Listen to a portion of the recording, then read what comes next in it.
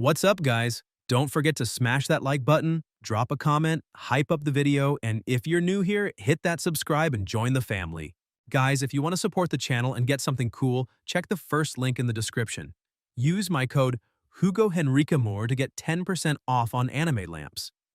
The story begins with the protagonist panting heavily as he carries pieces of monsters, and a voice tells everyone to pay attention, because if they do not finish moving everything before sunset, no one will eat dinner.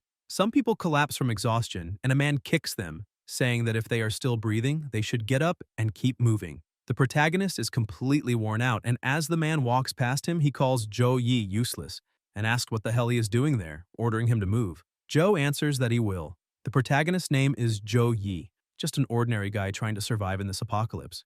In the year 2026, the world faced a crisis beyond human comprehension. Giant insects emerged from underground and countless portals to other worlds appeared. People started calling them abysses. Inside those abysses were monsters straight out of a nightmare, like something from an extreme dungeon in a game. But the abyss also released a mysterious radiation, and a handful of people gained incredible powers from it, becoming known as awakeners. For those who did not awaken, if they wanted to eat, they had to do the dirtiest and hardest jobs. People load the monster parts onto the truck and collapse to the ground from exhaustion after doing so, Joe among them. Suddenly, he is slapped across the face. The captain, furious, asks what the hell he thinks he is doing, and if he is wasting time pretending to be a victim.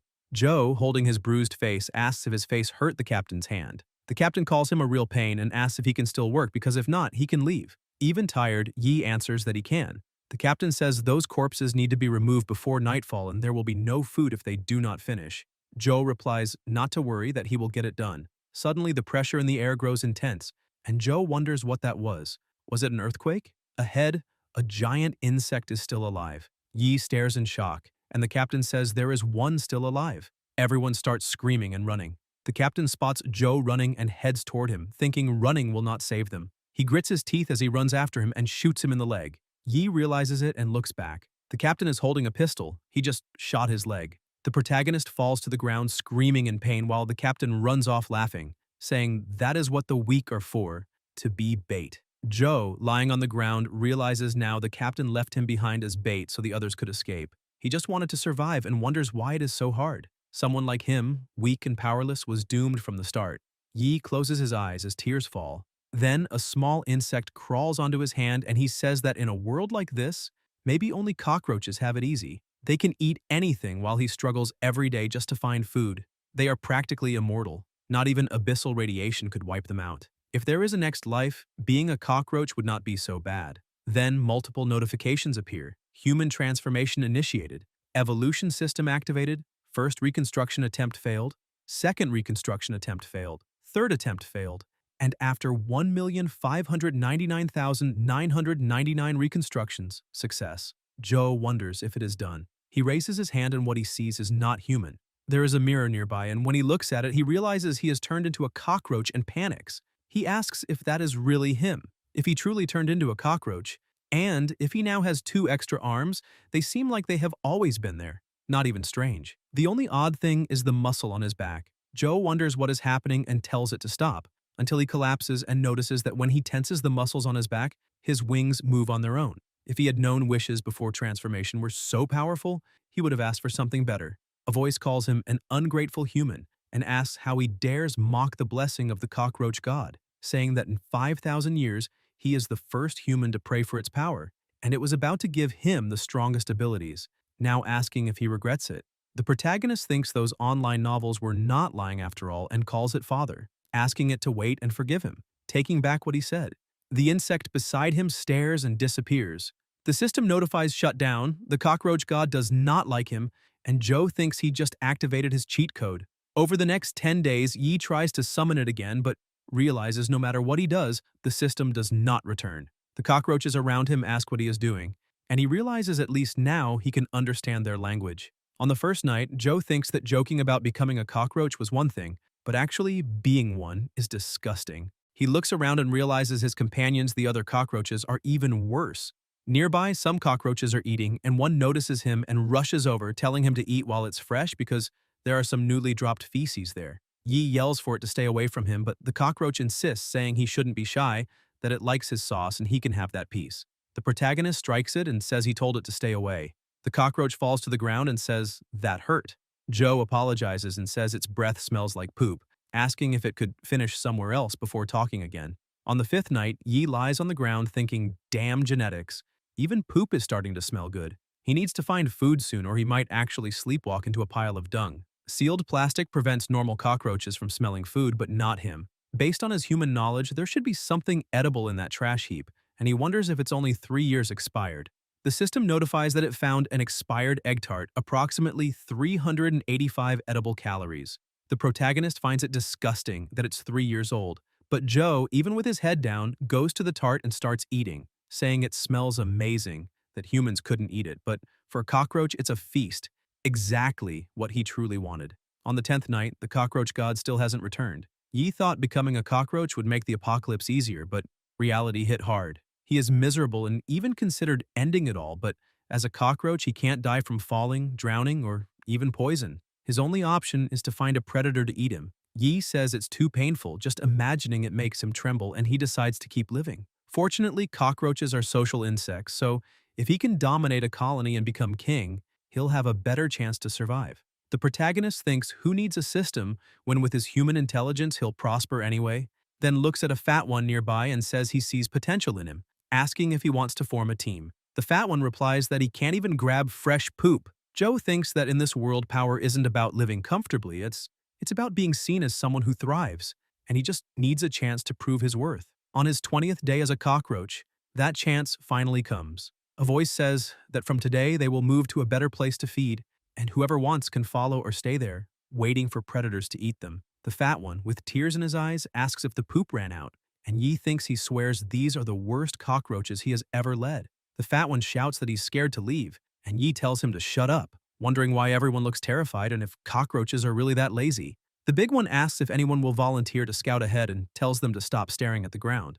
All the cockroaches look miserable, and the protagonist thinks to hell with these insects. He doesn't even need their poop to survive. The system notifies that the cockroach god says if he accepts this mission, he may forgive him. Joe raises his hand and says he volunteers to lead the attack. The fat one says he's really brave, and Yi smiles, thinking his cheat code is back. They head to another place, and the protagonist asks if they just have to cross that barrier, saying it looks easy. The fat one asks if he knows what that is and says that every time food runs out, the big cockroaches send the small ones to explore new places, asking if he knows what's out there, saying it's an all-you-can-eat buffet for predators. He warns that they can't afford to die.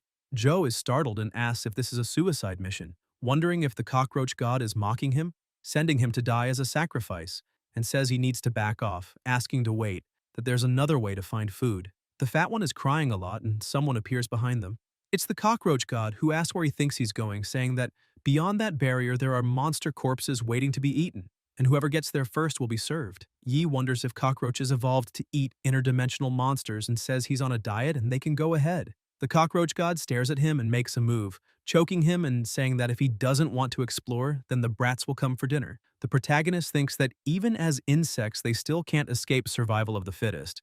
When he was human, his team was sent to hunt for food because they were weak. No one was irreplaceable. The cockroach god says that searching for food is a privilege and that they should thank him for giving them a chance to survive. Joe is thrown to the ground and the cockroach god steps on him. Yi trembles all over and thinks he needs to get his cheat code back. Being able to eat anything is not enough. He needs to become stronger. Later, somewhere else, the cockroaches keep walking across the area and the protagonist tells his brothers to spread out and move forward, and if anything happens to alert the group. Joe pushes his partner's hand away, telling him to stop clinging to him, and the fat one says he is scared. They stop and look ahead, and Yi wonders if that place is near a river and why there are wave barriers there. The bigger cockroach says they are halfway through and nothing has happened, and the cockroach god says they can't let those brats take all the good stuff, that they will fly over it, and if there is danger, the little ones will be eaten first. The protagonist says that they fly so well and still made them scouts, calling them cowards. The fat one looks back and sees the eye of some kind of beast.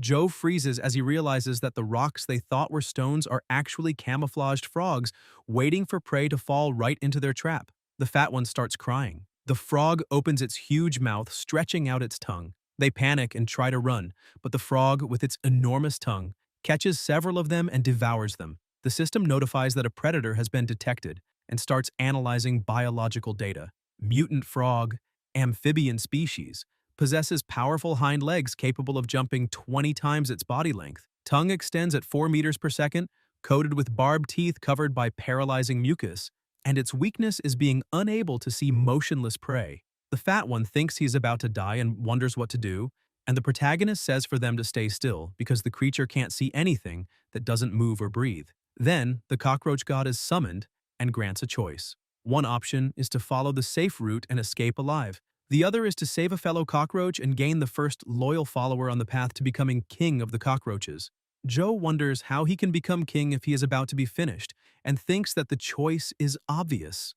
Yi looks back and sees his partner crying in despair, truly terrified, and remembers now that at that time, the thing he most wished for, the thing he never dared to dream, wasn't to become a cockroach but for someone to turn back and save him. Even in the apocalypse, even when the end was certain, he still longed for someone to save them. The protagonist pulls the fat one and starts flying, telling him to stop eating so much poop, that he is going on a diet from now on. The fat one smiles wide and says he loves him, and Joe tells him to shut up, saying his breathing is distracting. Then they notice something. They're about to fall into a frog's mouth. Yi looks to the side and throws his partner away. The fat one calls out to him, and the protagonist is devoured by the frog.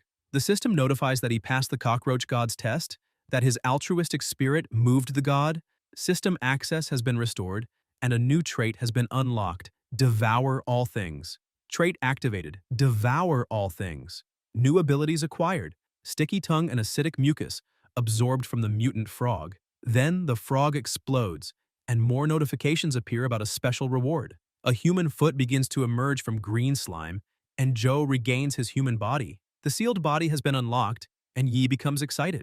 The cockroach god says that even in difficult situations, he maintained his integrity, proving himself worthy to be his successor. The protagonist asks about being a successor and wonders if that means he no longer has to be a cockroach. The cockroach god replies that a cockroach is weak, and weak means indestructible, then asks if he is indestructible, so why worry about the form he takes? Joe says he was terrible at Chinese in school and asks if he can explain it more simply. The cockroach god, annoyed, says it means he can keep his human form while possessing the power of immortality. Yi says that means no more being a cockroach, and the cockroach god says few humans have ever shown compassion for insects, but he saved his companion, which is admirable.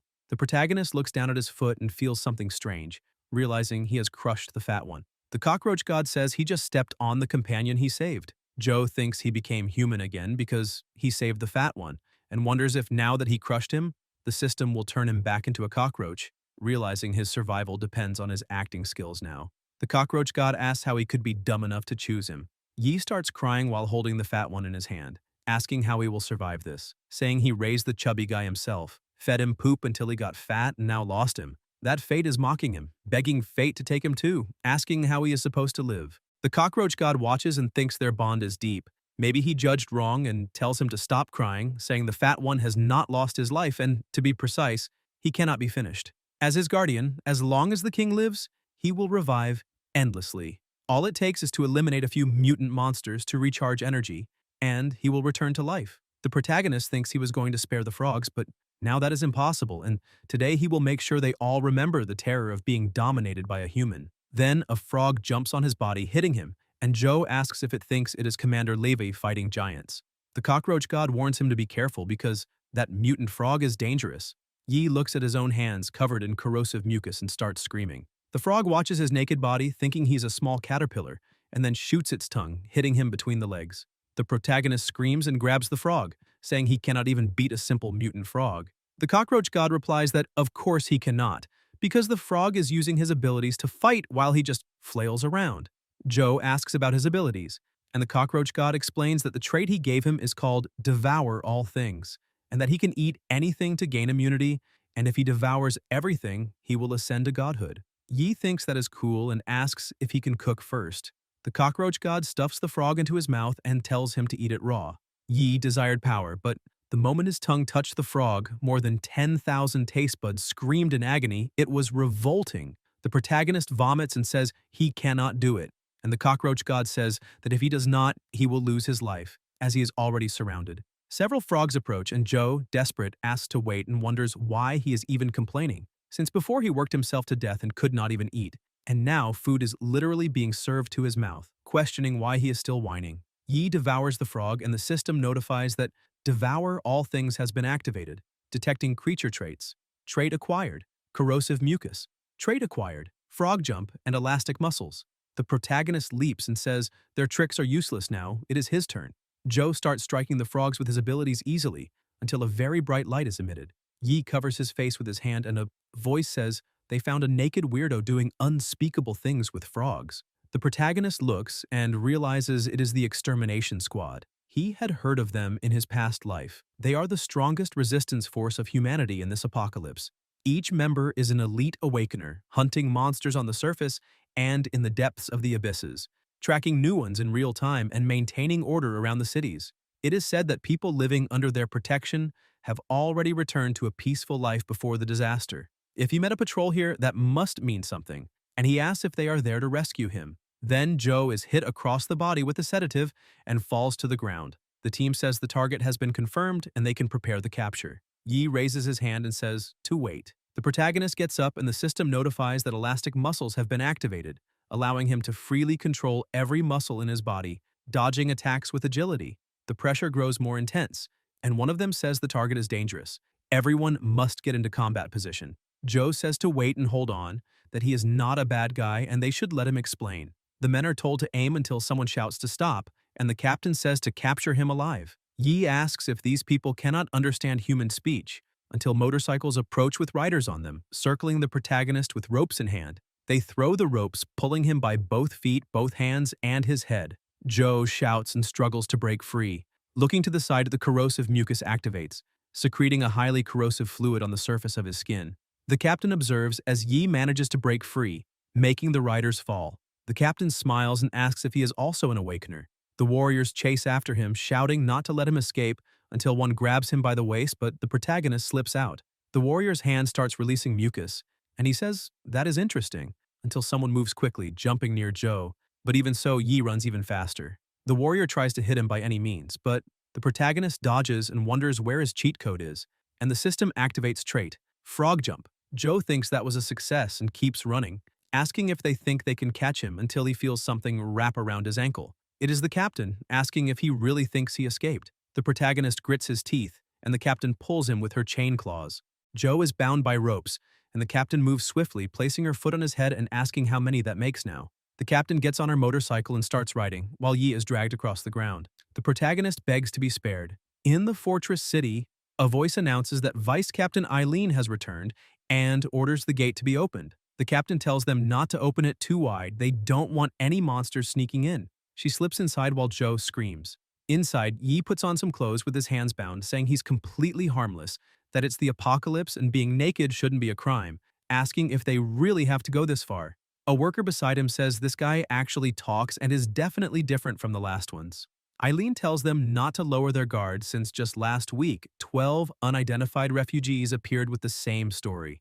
Every time, all naked, all smiling like idiots, and all completely mute. Tess said they were ordinary humans, but something about them didn't seem human. One woman says they should just eliminate them all and save themselves the trouble. Her partner replies that if they start executing people just for being mentally unstable or ugly, they'll be no better than the monsters outside, and tells her to stop complaining, adding that the genetic test results will come out tomorrow. The protagonist wonders if he was imprisoned just because he matched the profile of those 12 weirdos. And if it's a genetic test, they'll definitely detect him, meaning he's completely screwed. A door opens and the worker says that whether he's a pervert or part of that group, for now he just needs to stay calm and behave. They suddenly notice something and ask if the other prisoners were moved somewhere else, realizing only one person remains. The woman next to her says she didn't move anyone and asks where the others went. The bald man chained in front of them stands completely still, and the vice captain keeps watching him until suddenly there are balloons in place of everyone's heads. They all stare in horror, and Joe, also frightened, asks what that is. The heads are huge and floating, with tiny bodies beneath them. A noise echoes. It's the bald man behind them roaring. His head begins emitting strange particles. It splits open and transforms into a monster. Everyone stares in confusion as the creature lunges forward, its body covered in glowing particles, capturing everyone around. The captain sees a particle rushing toward her but manages to dodge it quickly, saying that must be its true form. The trapped workers are panicking as bubbles spread all over their bodies, even over the protagonists, who wonders what the hell is happening. The system notifies that he has been parasitized and the monster begins saying it wants her body. Eileen wonders if it can talk and thinks it's interesting. She's never seen a species like this before. The people tangled in its particles start convulsing and the vice captain shoots her web, moving toward it. She thinks fighting parasitic-type monsters is always a pain. She can't just rush in and punch. Her abilities are practically useless here, and she doesn't even have any magic crystals with her. Then she spots something beside her, a blade. She grabs it and thinks there's still hope. The monster notices and places the two workers in front of it. Eileen aims, throws her web with the blade, and when she realizes it'll hit one of the workers, she stops the weapon. The monster calls her a coward, and the protagonist says he can't eat fast enough. It's still piercing him. Bubbles cover his entire body, and the system notifies that he has devoured parasitic spores, gaining a new trait. Resistance to parasites, resistance increased. The vice captain asks if he's insulting himself now, calling the monster a coward who hides behind hostages. The creature says it's useless, and Eileen asks if he's sure about that. She aims precisely and slashes with the blade. The beast starts screaming. She thinks it's exactly as she expected. The real body is weak, which is why it needs hosts to protect itself. The workers are struck as well.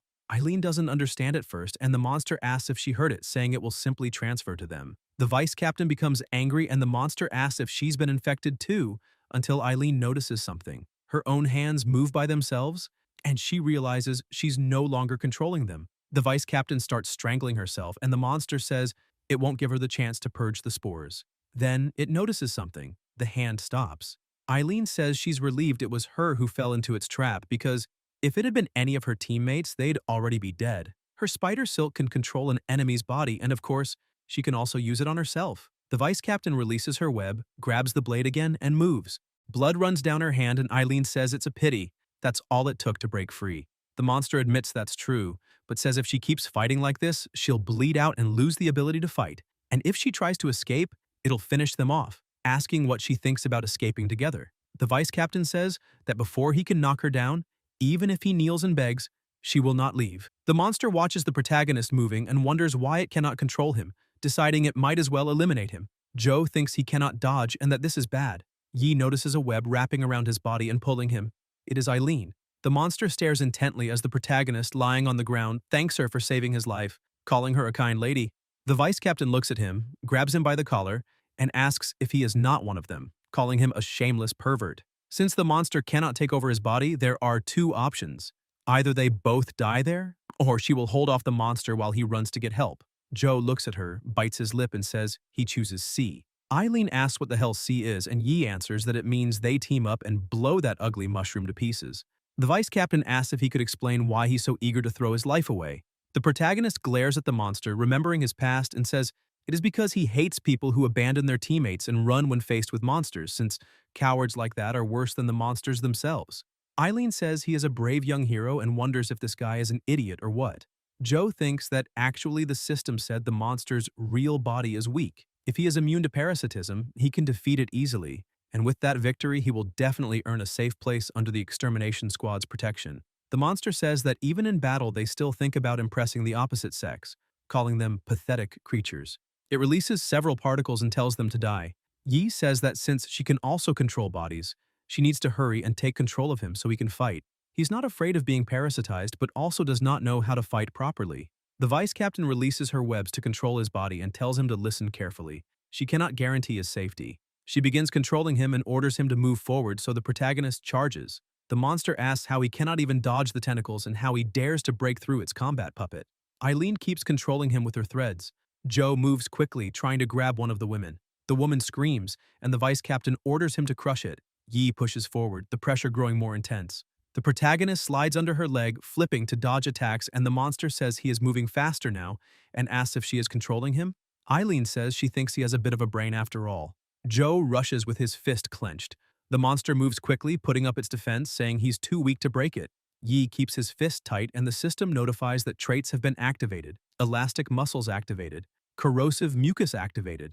The protagonist lands a direct hit, creating a massive impact. The monster screams, and Eileen realizes he had hidden extra abilities. The monster has a chunk of its body torn off and shouts that it is impossible, that he is too strong. Joe stares confidently, and the monster thinks it is not over yet, that it cannot kill him but can still transfer the damage. Then the monster notices something and asks why its wounds are not healing. The vice captain manages to grab the two workers and says she has already extracted all the parasitic spores from him. She crushes what she is holding and says she cannot wait to see how he looks all sliced apart. The monster stares as the floating giant heads start exploding. They watch as the monster screams, loud noises echoing all around. Its body begins to shift and expand, taking on a new form. The monster roars and says he is the first human to see this form and hopes he will not disappoint him. The monster closes its fist, preparing to strike, and the vice captain thinks he is so fast. Eileen is thrown away, crashing against the wall. The protagonist watches as she hits, and the vice captain realizes how strong it is, that this is on a completely different level than before. The monster's hand reaches her, pressing her against the wall with heavy impacts, then throwing her across the room. Eileen is severely injured. The monster stares down at her and says that it just hit her, and it was him. Joe thinks this is bad. The monster charges toward him to attack, and Yi is hit directly, slammed into the ground, badly injured. The system warns that all bones are broken and internal organs critically damaged. Fatal wound detected. Immortality trait activated. Complete regeneration in progress. The protagonist says he is being finished off and will lose his life for real. The cockroach god tells him not to move because if he takes another hit like that, it cannot guarantee saving him. Joe only pretends to be dead and thinks for his older sister to hang in there, that she has to win. The monster watches with a grin, saying he is far too weak. Then he hears a cracking sound. The vice captain moves toward him to strike. The monster grabs her leg and wonders how this happened. It keeps swinging her around, slamming her against the floor, the walls, and even the ceiling. Eileen is badly injured, and the monster says she tied him up with that thing. The beast grabs an iron chair and smashes it against her back, throwing her away again. The vice captain coughs and realizes both her legs are broken, thinking at least her arms should still work. The protagonist lying on the ground wonders if even the vice captain of the extermination squad cannot defeat that thing. Then who possibly could save them? Then someone calls out. It is the worker lying on the floor telling him to tell the vice captain to unleash all her power. The woman shows the crystal in her hand. Joe looks at it, picks it up, looks ahead, and wonders how the hell he is supposed to get that stone to her. The cockroach god says that if he pushes his endurance and muscle elasticity to the limit and charges forward, he might find an opening. Based on his calculations, the maximum success rate is 10%. Yi asks if that is the best chance he has and says that is basically a death sentence. The cockroach god replies that it is 10% to live or 100% to die. He decides. The protagonist looks up, gets to his feet, and activates his elastic muscle trait. He shouts and runs. The monster notices, and the cockroach god says the creature's reaction speed is even faster than expected, the success rate dropping to 5%. Joe thinks there is no turning back now and goes all in. Yi moves swiftly, leaping, and the cockroach god says only 1% remains. The protagonist thinks he can make it until the monster grabs his foot and asks what he thinks he is doing. Joe grits his teeth, and the monster slams him to the ground, stepping closer, ready to crush him. Yi thinks who said it is 0% and believes this position is his last chance. The protagonist throws the crystal toward her, and a moment later the monster stomps on Joe, saying he is far too weak. Then the beast notices something. It says there is a problem. The monster cannot hit him because a barrier is blocking it. The creature looks and realizes it is spider silk, recognizing it belongs to that woman. The vice captain says he really risked his life just to bring her that magic crystal, feeling deeply moved. Eileen spreads her web all over the monster's body and slams it to the ground. Joe summons his weapon, the unfogged snow spider sword, and tells the monster to lose its life. A loud sound echoes. The vice captain looks shocked.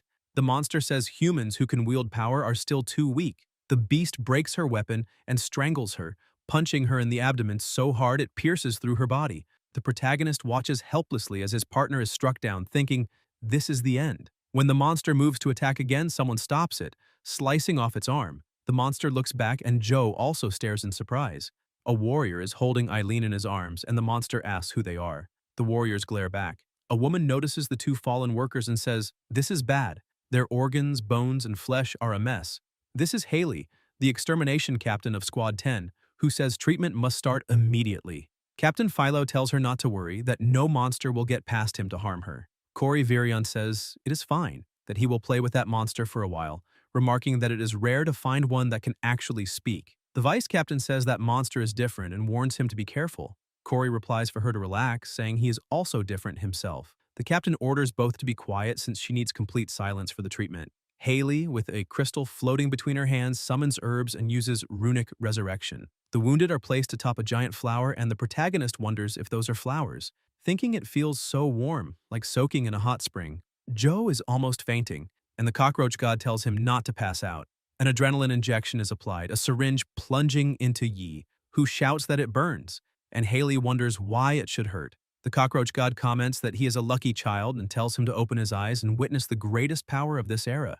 Corey says he himself is the supreme commander of the Extreme Squad, and that since the monster understands human speech, they will have a little chat. The monster replies that it does not talk to food. Virion looks confused. Goo starts dripping from the wall. Corey watches as more slime slides down, summoning additional monsters. The lead monster says they will all die here. The creature roars, and the protagonist, lying on the flower, says there are monsters everywhere. Above, below, left, and right. Philo moves, releasing his power and cutting down the creatures. The pressure grows stronger, and Joe says that the wind is forming a cyclonic barrier. The captain states that he can contain the monsters, but she will have to handle the blood alone. The captain agrees. Yi wonders if this is the power of a captain-level awakener. The monster says it is not bad they managed to delay 2 captains, but now they will deal with him first. The creature begins to absorb energy, smoke rises, and it grows even larger. The protagonist asks if that is a transformation and says it is so unfair. Corey comments that he envies them since they can grow anytime they want, while he has to go through an entire process just to do that. The monster clenches its fist to strike him, but Virion dodges and says it is a pity because he almost succeeded. The creature is surprised that he managed to dodge, then tries to hit him again with several punches, but Corey evades every strike without taking a single scratch. The monster complains that he is dodging like an annoying insect. Virion jumps and the monster wraps its particles around him, trapping him, saying he is finished. Corey draws his sword, moves swiftly, and lands again after slicing the monster to pieces. The beast asks what just happened. Virion points his finger at it and destroys it completely. Corey looks confident as only the monster's core remains. Virion picks it up, places it inside a transparent container, and says he did it. He just captured the first talking monster in history, and asks if he can give it a name or something. The captain tells him to stop joking around, and that he should be thinking about how to explain the destruction of the new research facility to the council. The protagonist watches and says that power is incredible, and the cockroach god asks if he now sees the difference, saying he can finally faint. Later, in another place that looks like an apartment, Joe wakes up and wonders where he is. Yi panics when he realizes he is inside a bathtub and asks why he is there. The protagonist looks around confused and notices someone bathing beside him, asking what the hell is going on. The vice captain asks if he finally woke up and says that the genetic test results have not arrived yet, and technically he should have stayed imprisoned for one more night. But since the prison was destroyed, she had to bring him home under her supervision. Joe asks if they really have to be so naked and wet together, and Eileen replies that for someone so shy, there is only hot water available at the moment, asking what exactly he was imagining. She thanks him for earlier, asks his name, and says they should get to know each other. Yi blushes upon seeing that she is completely naked. The vice captain tells him to come closer. She steps into the bathtub with him and asks him to turn around and lie down so she can check his wounds.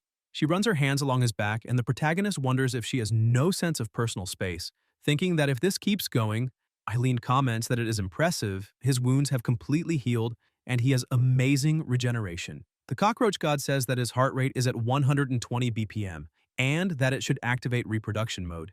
The vice captain tells him to look at the scar on her chest, saying that monster was brutal. Even after she healed herself, the scar remained, and she asks if he does not believe her. The cockroach god says reproduction mode has been activated. Yi bolts out of the bathroom saying he has to go. Eileen looks confused while the protagonist feels relieved to have escaped, saying that if he had stayed one more second, he would have died of embarrassment, wondering what the hell is wrong with him. On television, a reporter talks about recent spatial fluctuations detected near the city of Minhai, at a small outpost 50 kilometers away managed by non-government forces, which was attacked. Joe says that was where he used to live and wonders if everyone there lost their lives. More notifications appear saying that when the extermination squad arrived in response to the distress signal, the entire outpost had already been abandoned. Yi says that if he had not left, he probably would have been finished too. The reporter reminds citizens that abysses are portals to realms of other worlds, and that if they detect one, they must report it to the authorities immediately. The cockroach god tells him to stop overthinking, that life is not that complicated, and that, anyway, he has good news. His crushed friend, the fat one, is back to life. The protagonist asks about the Imperial Guard, and the cockroach god replies that from now on the fat one is immortal. No matter how many times he is crushed, as long as Joe lives, he will always return. Joe says that sounds a bit overpowered and asks if a cockroach that never dies can really be a guard. The cockroach god explains that the fat one can also level up and that right now he can share vision with him. Yi clicks on Summon Fatty, the system begins to move, and when the fat one is summoned, he says he missed him so much. The protagonist smiles when he sees him, and the fat one comments that he looks kind of ugly now, almost like a human. The cockroach god instructs him to command the fatty to fly around, close his eyes, and synchronize their vision. The fat one moves, goes through the door, and sees the vice captain in the bathtub. Joe asks where the hell he's going, and the fatty says he could feel deep down that Joe wanted to peek inside. Eileen senses something, releases her web, wraps the fatty up, and melts him. The protagonist's mouth, nose, and eyes start pouring intense blood, and Joe collapses as the cockroach god admits he forgot to mention something. When he shares senses with the fatty, if the fatty dies, he suffers the same consequences. The next day, the genetic test report is presented. The vice captain says the results came back normal. Yi looks at the report and Eileen tells him he's free to go. The protagonist looks at her and says he wants to join the extermination squad. The vice captain says the mortality rate is ridiculously high, and Joe asks if she thinks the survival rate for ordinary people is any better. He says he's an awakener too, that he fought beside her, his record is clean now, and asks if he can join or not. Eileen observes him and says the extermination squad's quadrennial selection tournament will take place in 7 days, that his abilities aren't bad, but this year's competition is rumored to be the hardest in history. The protagonist listens and says to count him in, asking if she seems like the kind of person who would ignore a life debt. The vice captain tells him to stand up, admiring his shameless persistence, and says fine, he'll get a chance in the special training. Elsewhere, an officer asks why the commander wants to falsify Joe's medical report and why the boy's genetic test shows something non-human. Corey smiles and says to keep it secret for now. Inside the base, at the entrance of the abyss, people gather, and the protagonist asks if she's saying the special training is just throwing him into an abyss. He wonders if she's joking with him, since the abyss is full of monsters and the ones inside are far stronger than those outside. They say not even an entire army could survive, so he questions how jumping into an abyss can be considered training. His teammates are just 4 teenagers, Justin, Lu Yao, Su Kai, and Song Tao. The vice captain explains that every abyss connects to another world, and depending on how much that world has eroded into theirs, they're classified from Class E to Class S, in danger level. The higher the class, the stronger the monsters and the wider the area. This gate leads to an abyss already explored by the extermination squad. Eileen manipulates a screen and says the squad's job is to enter the abyss, eliminate monsters, and slow the invasion of other worlds into reality. These abysses are tunnels left behind by giant worms during the Great Cataclysm. The vice captain continues adjusting the console, a light flashes, and Eileen announces that the portal is open. She says Justin has experience in the abyss and that he'll lead the team. Justin replies that he understands. Later, in a forest during the abyss extermination training, the jungle is dark and silent, classified as danger level E. They look ahead, and the protagonist is amazed, asking if that's the abyss. In front of them are monkeys with snake tails. Joe is shocked and asks if spiders are really that big, saying the trees are enormous and towering. Yi wonders if this is still Earth, saying that just crossing the gate feels like entering another world. Later, still in the same place, the team keeps walking.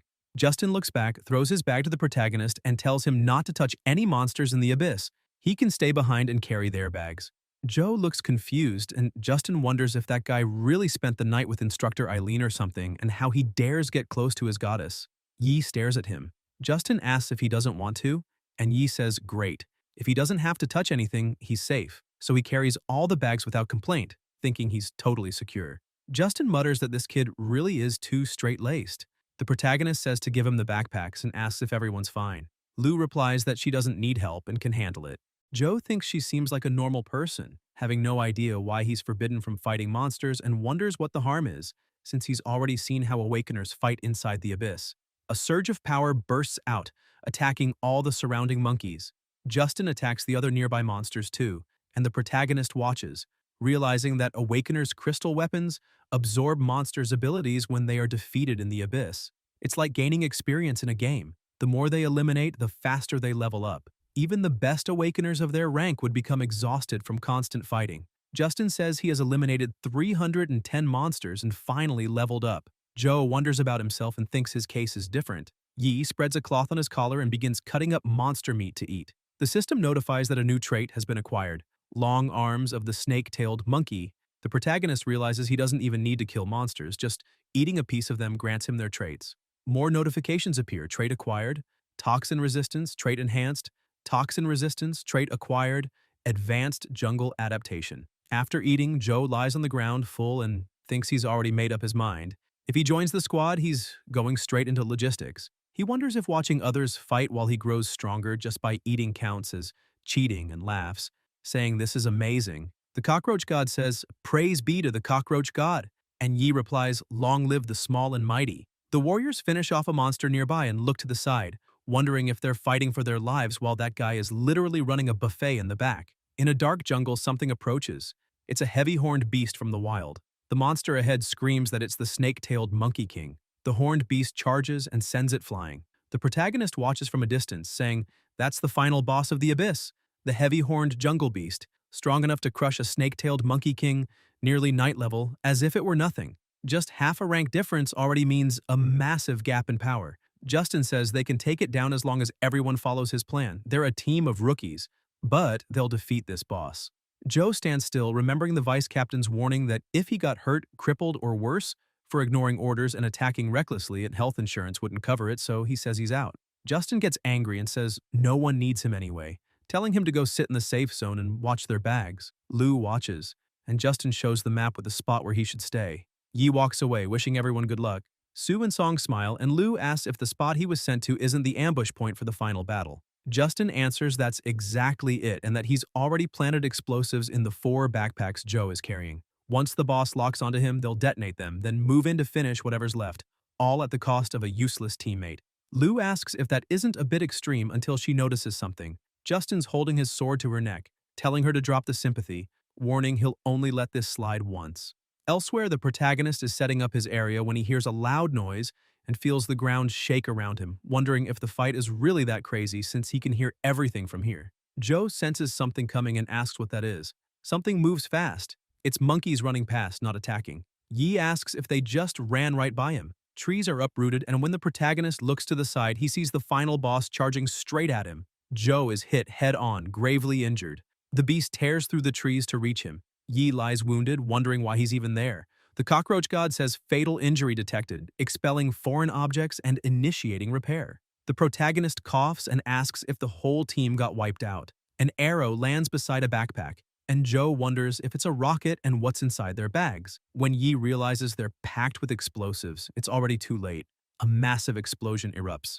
The protagonist thinks he's been abandoned again, used as bait. The explosion consumes the area, and the team watches from afar. Justin laughs and asks if they saw his face at the end, saying it was priceless, and that once the flames fade, they'll go down, finish off the boss, and take out 2 birds with 1 stone. Lou's eyes widen, and she tells him to look. Justin turns, confused. The flames die down, the smoke clears, and Joe is standing in the middle of it all, alive. Justin is stunned that he's still breathing. Yi rips the beast's horn from his own body and regenerates instantly. The protagonist, furious, grabs the beast with his bare hands. Justin stares in disbelief. Joe throws the beast aside and shouts, asking if they really think he's that easy to kill. After the monster is thrown into the air, a huge impact shakes the ground near Justin. Someone calls for the captain, and the horned beast lands on top of him. Song, trapped under the creature and badly wounded, calls out for help from his teammates. Justin grips his sword and says he's finished, adding that if he doesn't want to die, he should focus on defeating the boss first. Song begs him not to and pleads for help. Justin talks about the explosive arrows that tear through flesh. Song strains himself to attack and manages to inflict several deep wounds across the beast's body. The creature opens its eyes and stands up again. Justin yells, asking why everyone is standing around, and orders them to attack. Sukai faces the beast and releases blazing flames, while Lou fires bolts of lightning at it. After being hit, the monster lets out a thunderous roar. Justin says it almost fell and thinks this boss isn't nearly as strong as the legends claimed, and it makes sense, since that idiot managed to toss it around like a rag doll. He wonders just how powerful it really is. Justin charges forward with his sword. The beast, now surrounded by the 2 elements it was attacked with, begins absorbing the power. Justin watches in confusion and fear as the creature continues to draw it in. Lou warns that it just absorbed all of the energy and tells them to stop using elemental attacks, shouting that the more they hit it, the stronger it becomes. Justin realizes they can't win, that it's far too powerful. Everyone stares in horror. Justin grits his teeth and suddenly stabs Sukai in the back. Sukai collapses. Lou looks on in shock, trying to say something, but Justin strikes her down too, saying she was just getting in the way and should at least be grateful to be of some use before dying. The beast approaches the two fallen teammates, raises its paw, and crushes Sukai.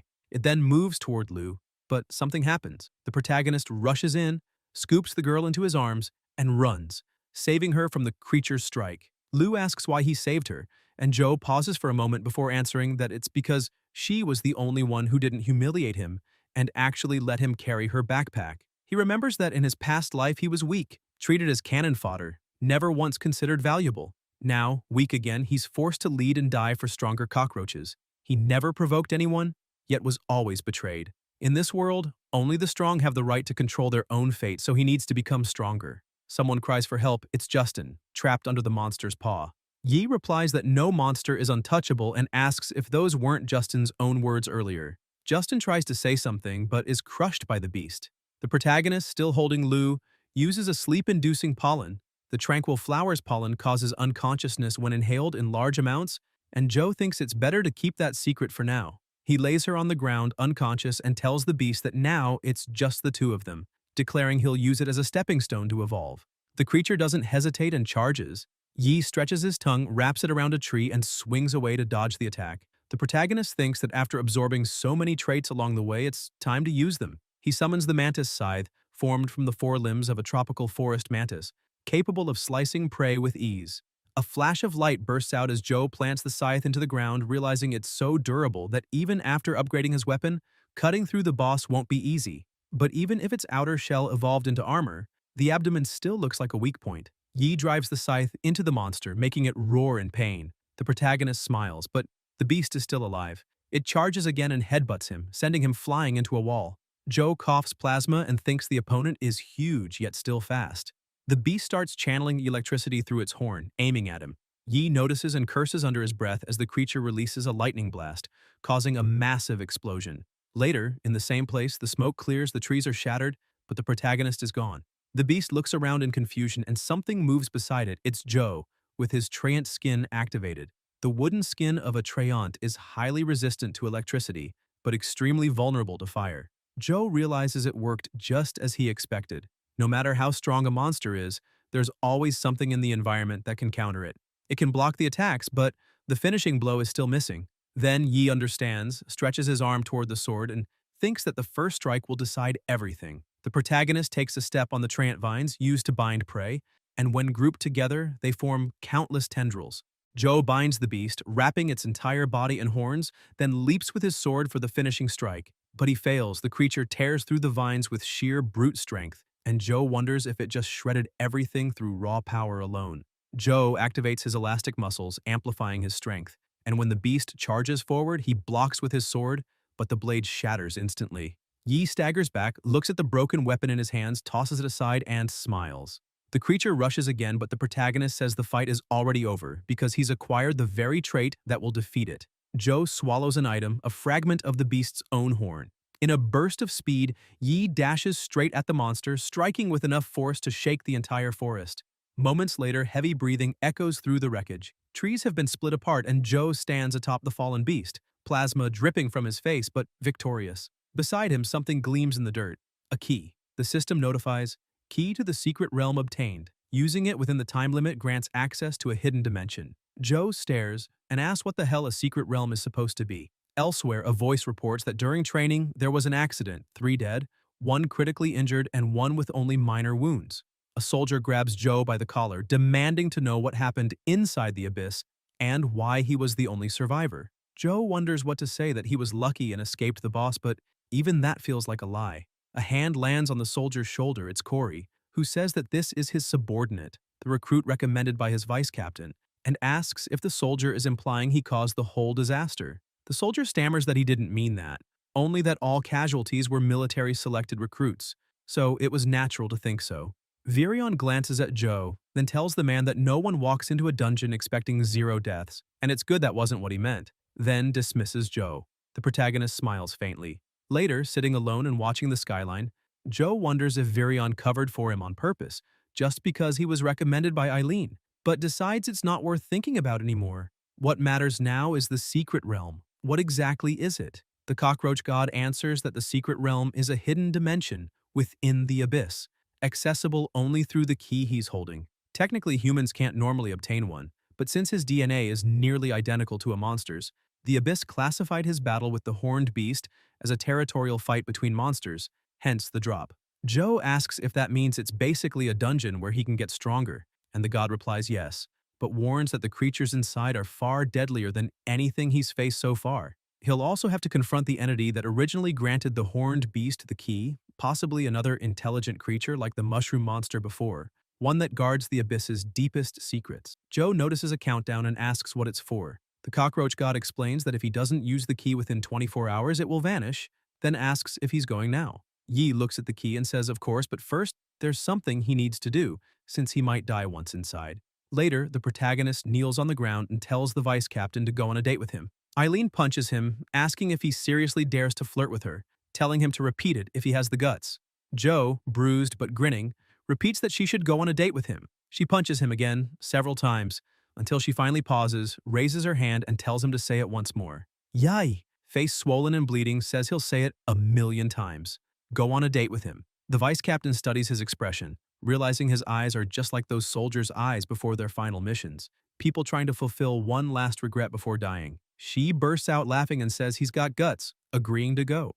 Later, the two are out together, drinking, watching a movie, Joe jumping at the scary parts, taking photos side by side, riding bicycles through the city. He thinks to himself that this is finally his first real date, something he's dreamed about for nearly 20 years. Every little detail planned to perfection, except for one thing, he never had a girl to go with. Now, he could die without regrets. Eileen looks at him and calls his name, saying she's seen that expression many times before, the look of soldiers right before they die. She tells him that no matter how many final wishes they fulfill, nothing outweighs staying alive. She doesn't know what happened to him inside that dungeon or what's going through his head, but instead of planning how to die without regrets, he should live, because only then can he truly reach the life he wants. The two stand together on their bikes by the riverside. The protagonist looks at her, then at his reflection in the water, smiles faintly and thanks her. The vice captain replies that she hopes next time he'll still have the courage to ask her out again. Then, somewhere else, the cockroach god asks if he's serious, that all he wanted was a date. Joe takes the key in hand and it shatters, releasing a bright light that summons a portal. Yi steps forward, thinking that maybe the god didn't understand, but this is his way of closing the chapter of his past life. The protagonist walks into the portal and it vanishes behind him. Inside, near a dense forest, the secret realm, Darkwood Forest. Joe looks around, saying he can't believe this and that it's insane. Up ahead, a giant snake-tailed monkey roars. Yi dons his armor and thinks that the old him would have just run. The monkey leaps, reaching out to grab him, but the protagonist dodges and counters, ready to strike from behind, when another one appears and grabs his leg. Joe barely escapes, gritting his teeth as more of them appear all at once. One of them catches him, slamming him down and slicing him in half. Part of his body lands against a tree. Gasping for breath, the system notifies. Sleep-inducing pollen activated. Smoke spreads, and the pieces of Joe's body regenerate as the immortal trait activates. He thinks these monkeys are only slightly weaker than the heavy-horned ones, but there are too many of them. Without Little Strong's undying trait, that last blow would have killed him for good, and he can't win head-on. Then Yi gets an idea. Since the environment in the secret realm is similar to that of the Abyss, that must mean there are also predators that hunt these monkeys. Perched high in a tree, he watches them below, activates Frog Jump, and thinks that if he can lure the monkeys into predator territory, he still has a chance. Joe starts leaping from branch to branch, the monkeys chasing him from below. As he keeps jumping, one grabs his leg and grins, but Joe activates corrosive mucus and slips free. Then he notices something, spider webs. He grins, realizing he's found it. Ahead lies a massive hunter spider, classified as a guardian. Yi changes his form, summoning wings, and hides behind a tree as the spider senses movement. He thinks that if he distracts the hunter, its natural predator won't target him. Good thing he's absorbed so many traits from corpses already. Then he looks ahead and sees the monkeys getting tangled in webs. The spiders rush in, their energy flaring as they attack, stabbing with sharp claws. The monkeys scream as venom floods their bodies, dropping instantly. From afar, Joe watches, thinking the snake-tailed monkeys are being dominated by their natural predator, but hunter spiders usually target isolated prey. And now, a whole troop has invaded their territory. There are dozens of spiders everywhere. Some monkeys still fight back, claws and fangs clashing. Joe thinks that chaos like this is exactly what he needs. Yi dives in, slashing through spiders and cutting monkeys in half with his mantis scythe, thinking that by hitting the stragglers he can balance the battle and make it last longer. The protagonist bites off a piece of a monkey's finger and swallows it, hoping to absorb its traits, but nothing happens. He stares at his hands, confused, until the cockroach god calls him an idiot, asking if he really thought his power was that simple. He can't just bite random monsters and expect to grow stronger. To gain stronger traits, he must devour specific body parts of his enemies, and from now on, the god will mark them for him. The system highlights the biceps of the giant monkey as the target. Joe bites into the muscle and the system notifies, trait acquired, snake-tailed monkey arms upgraded to giant snake-tailed monkey arms. Meanwhile, the monkeys keep fighting the spiders and Joe thinks that in such a chaotic battlefield, he's got plenty of time to keep evolving. The system reports endurance increased, trait acquired, venomous spider sting, trait acquired, paralytic venom, trait acquired, paralysis resistance. Yi smirks, thinking it's his turn to clean up, and tears through monkeys and spiders alike. Later, in another area, the protagonist stands before a massive gate. The cockroach god says that this is the boss's domain. Joe notes that the aura leaking from within is overwhelming. Then he spots something glowing nearby, bones scattered on the ground, and above them, a floating ball of flame. The protagonist grabs it, and the cockroach god explains that it's a secret realm genesis, an ultra-rare magic crystal found only in monster graveyards within these realms.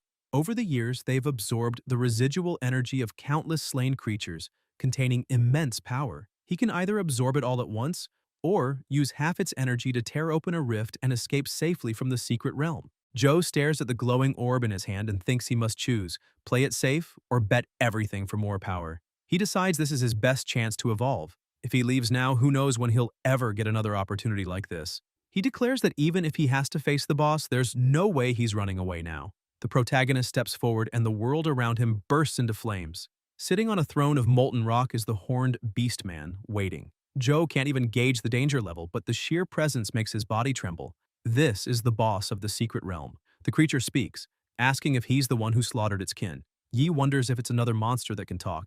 If its kin were the heavy-horned beast from the abyss and realizes these creatures might have their own kind of society now. Suddenly, the boss moves. Flames surge to the sides as it rushes forward, glaring down at him, saying something about how strange this is. Joe activates his giant snake-tailed monkey arms, and the monster growls that the connection to this world hasn't even opened yet, asking how a human managed to get in. Joe wonders what that means. Is it trying to connect the secret realm to Earth? The boss says it doesn't matter and that he'll find out soon enough. He lunges forward, blasting Joe across the field with a single strike. Yi spits plasma as the boss grabs him and slams him against a tree, then hurls him again. The protagonist is badly wounded, but his immortal trait activates, repairing the damage. The boss notices and says his regeneration speed is impressive, almost like one of his own kind, and that makes him interesting. He says he'll open him up and study him. The monster charges again. Joe activates dynamic vision, enhancing his perception and reaction speed. The boss halts for a second, and Yi realizes that although the creature's strength is overwhelming, its attacks are straightforward. He dodges and counterattacks, thinking that close combat gives him the edge. Corrosive slime activates, but the boss smashes him mid-move, saying it's still too slow and that punching feels better anyway. The monster's blow sends him crashing to the ground. Smoke clears, cracks spiderweb across the scorched earth, and Joe lies in them, still breathing. The boss looks down and asks if he's still alive. Yi thinks, thank God for the elastic muscles, they absorbed most of that hit. The creature stares, points its weapon at him, and says, it's bored now. The weapon comes flying straight for him, but Joe blocks it with hardened skin, the defensive hide taken from the jungle's heavy-horned beasts. It self-repairs and offers extreme durability. The boss keeps attacking relentlessly, but Joe blocks again and again. The cockroach god warns him that his hardened skin is melting under the flames, and that he can still use the secret realm's Genesis crystal to escape in time. Yi refuses, thinking he hasn't lost yet. He spots an opening and charges from behind using the monkey fist trait. The pressure grows unbearable. The boss grabs him and slams him into another tree, shaking the entire area. The heat is suffocating. The creature raises its spear and activates a lava jet, hurling streams of molten fire at him. Joe braces, dodging through the flames as they grow hotter and thicker. He leaps with frog jump but gets clipped on the leg, cursing that he can't dodge everything. The system warns, immortality activated, continuous damage detected, regeneration suspended. Joe panics. Even his insane healing isn't working. The boss unleashes an inferno, shouting that he'll melt him into nothing. Yi glares back and says he'll drag him down with him. The protagonist summons the horned beast spear, surging forward and shouting for the monster to go to hell. He strikes. The beast's horn cracks. Joe tries to destroy it completely, but a burst of raw energy erupts as the boss amplifies the flames, engulfing him in fire. Yi collapses, his body burning and torn apart. The cockroach god yells that this isn't a monster he can beat yet, and that he won't just watch him throw his life away. It activates the secret realm's emergency exit, opening a dimensional escape gate. But Joe throws the flaming orb, shattering it to pieces. The cockroach god shouts in anger, and Yi says he made peace with dying long ago. The god falls silent as the broken orb releases a surge of power spreading wildly around him. A blinding light floods the chamber. The boss freezes, saying what's happening, realizing that power is pouring out like a tidal wave. The system notifies he did not flee from certain death. Second trial of the cockroach god passed. Fighter form unlocked. The blinding light grows even stronger, and Joe's body transforms. He says a new force is coursing through him and asks what it is. The cockroach god answers that the fighter form is a state that lets all of his traits evolve freely. Yi watches the flames closing in as the monster unleashes another lava jet, triggering a massive explosion. When the smoke finally clears, the cockroach god explains that the fighter form armor fuses several traits: the cockroach's carapace, the mutant frog's elastic skin, and the jungle heavy-horned beast's hardened hide. As he continues to gain new traits, the armor evolves further. Even that concentrated lava blast barely scratched its outer layer. This biocomposite armor is solid. The boss growls that no matter what he looks like now, there's no way he could have survived that barrage. A loud crack echoes, the monster freezes. Joe, using the giant monkey arm combined with elastic muscles, launches his counter. The cockroach god explains that in fighter form, he can activate multiple traits simultaneously, chaining them into combos with no cooldowns between switches. Joe grins, saying that combining traits allows him to strike in ways enemies never expect. The god adds that in this form, his strength, endurance, and agility are multiplied tenfold. Yi exclaims that it's incredible. The monster stares in disbelief, asking how he doesn't even have a scratch. Joe activates dynamic vision, elastic muscles, and mantis scythe blade, combo engaged.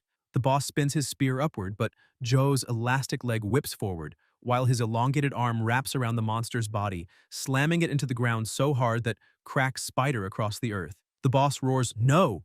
and tries to retaliate, but Joe blocks and pins him down. The beast sees his weapon buried beside him and mutters that even if this resets the expansion progress of his world, he must recover his energy, then drives his spear into the ground. Joe notices as lava erupts through the cracks.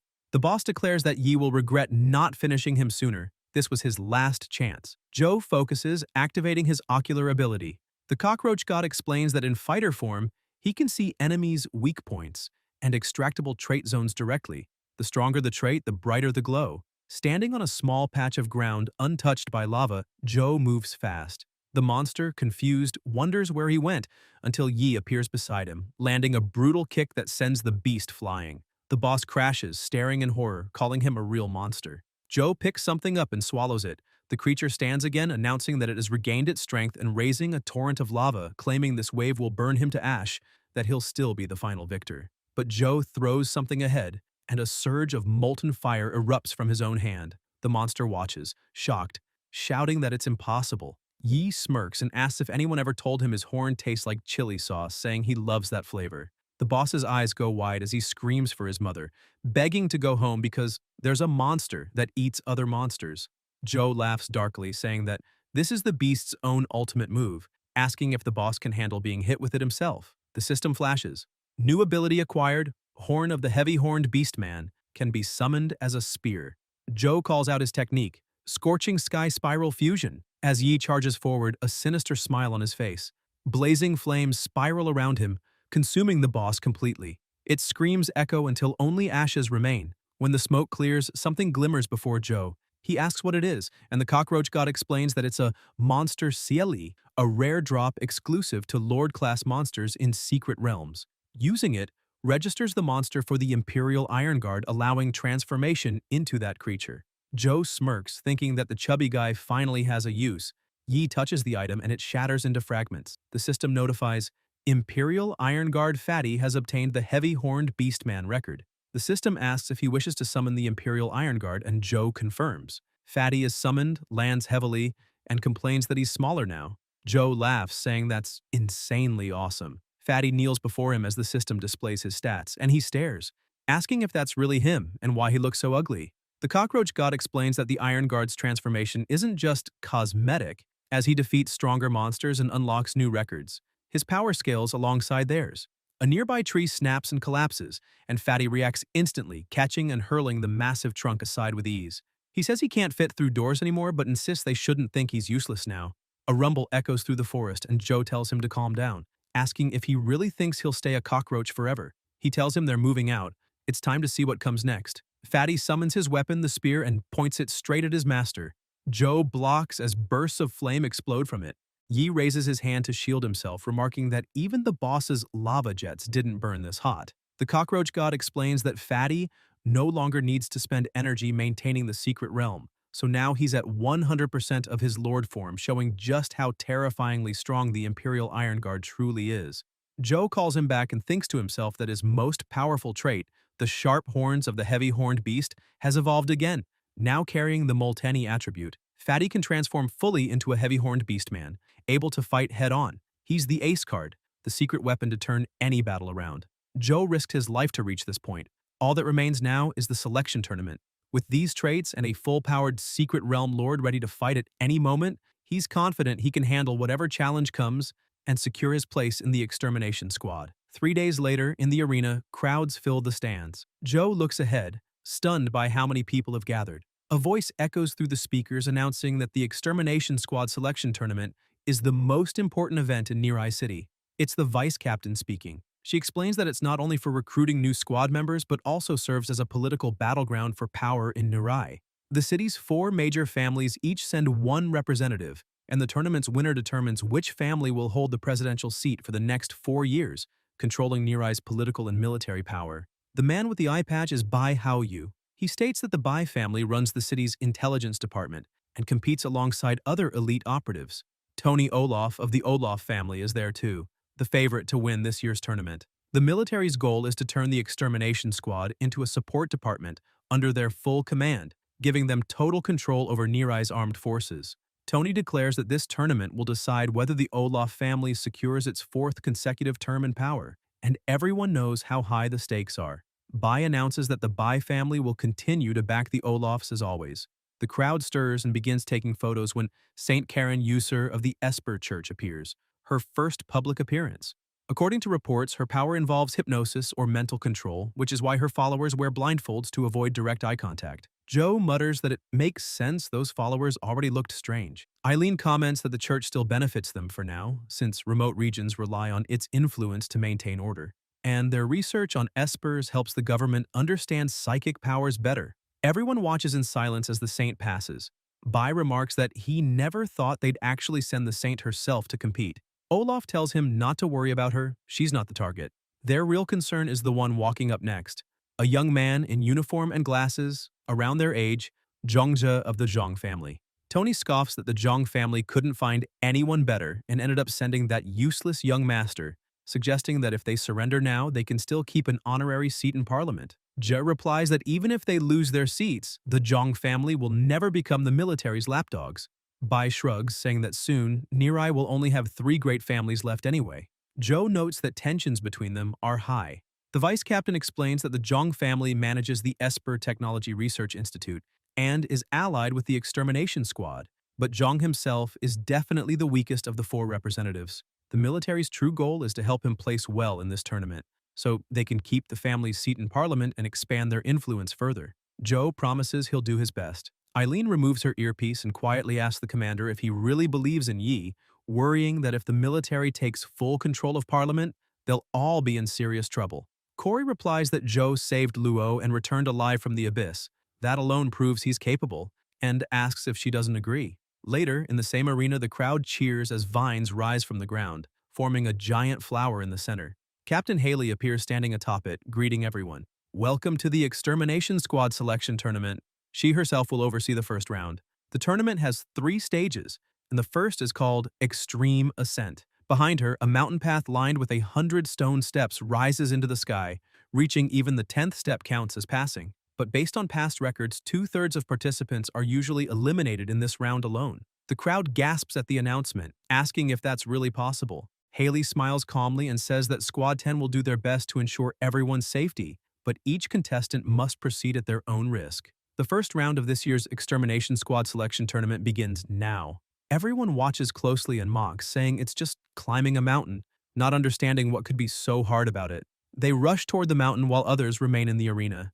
The saint, the boy with glasses, and the other two watch the movement, and Bai comments that they're a bunch of idiots who don't even realize how they're about to lose their lives.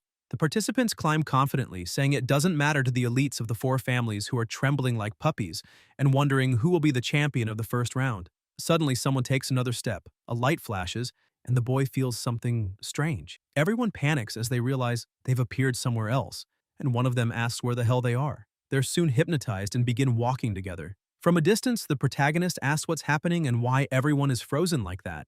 The captain explains that it's not just a physical climb. The 100 steps ahead are made from the bones of a phantom king-class monster, one of the strongest creatures humanity has ever defeated. Even dead, its bones can trap anyone in an illusion, preventing them from reaching the top. If they don't find a way to escape soon, various monsters will start appearing. The boys panic. Haley says what awaits them is termination, and they all lose their lives.